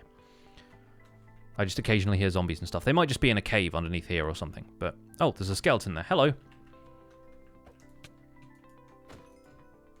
There we go. Cheating in the survival guide world. How dare you? But yeah. There is a concept. Therein lies the concept of void, illustrated in Minecraft. So we're understanding this at this point. On page 49, we're kind of getting what the idea here is. Had to put carpeting in all these void areas behind your farms? Yeah, exactly. And those are odd things that we do in Minecraft that, you know, don't need to be done in the real world. Like, you don't need to fill a void space with stuff that prevents creatures from spawning. That sounds like a nightmare for building regulations, among other things. But yeah, again, we're working with the constraints of Minecraft as a game system, whilst also practicing things which are just subconscious to the matter of building. That's why we fill voids in-game to prevent infestations, yeah. And maybe it turns out that, like, it's like, has anyone seen the movie Parasite? Maybe I won't use Parasite as an example, but, like, there have definitely been horror stories of people discovering that other people, this either being in real life or in fiction, were just like living in a space in their house without them knowing. And, you know, there are wall cavities and things like that where it's been discovered that people had a hatch, like a loft hatch or something that they didn't know about, and they opened it up and it turned out like a small family of people had just been living there because they had nowhere else to live. You carpeted the walk-in cupboard in the eaves of your house. It was way bigger than you expected to be. You could totally live in there. Exactly. And obviously then getting in and out becomes the problem if you are a trespasser in that home. But, like, these void spaces can be a subject of horror. And that doesn't just extend to Minecraft mob spawning. It extends to, like, there being someone or something in your home becomes a very creepy concept. And so, like, I feel like in Minecraft we understand the concept of void as something to be feared because you fall into the void in the end and you die because it's like a kill plane for the world. You lose all of your stuff. And that's just a mechanical thing so that you can die and respawn and you don't just end up falling forever with no way of returning, which is an even more horrifying concept in itself. But, yeah, like, the idea of void seems like a horrific one. The word itself implies a certain amount of, like, creepiness to begin with.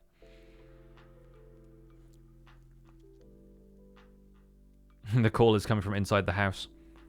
And the Anne Frank sort of thing, yeah, and that's maybe a more positive example of people being sheltered in a space that was, you know, void to those people. Void is often in the gable of roofs. Yes, exactly. And I mean, the attic space in my house is completely unboarded and unoccupied. I hope. Maybe a bird or two has gotten in there from time to time and hopefully found their way out.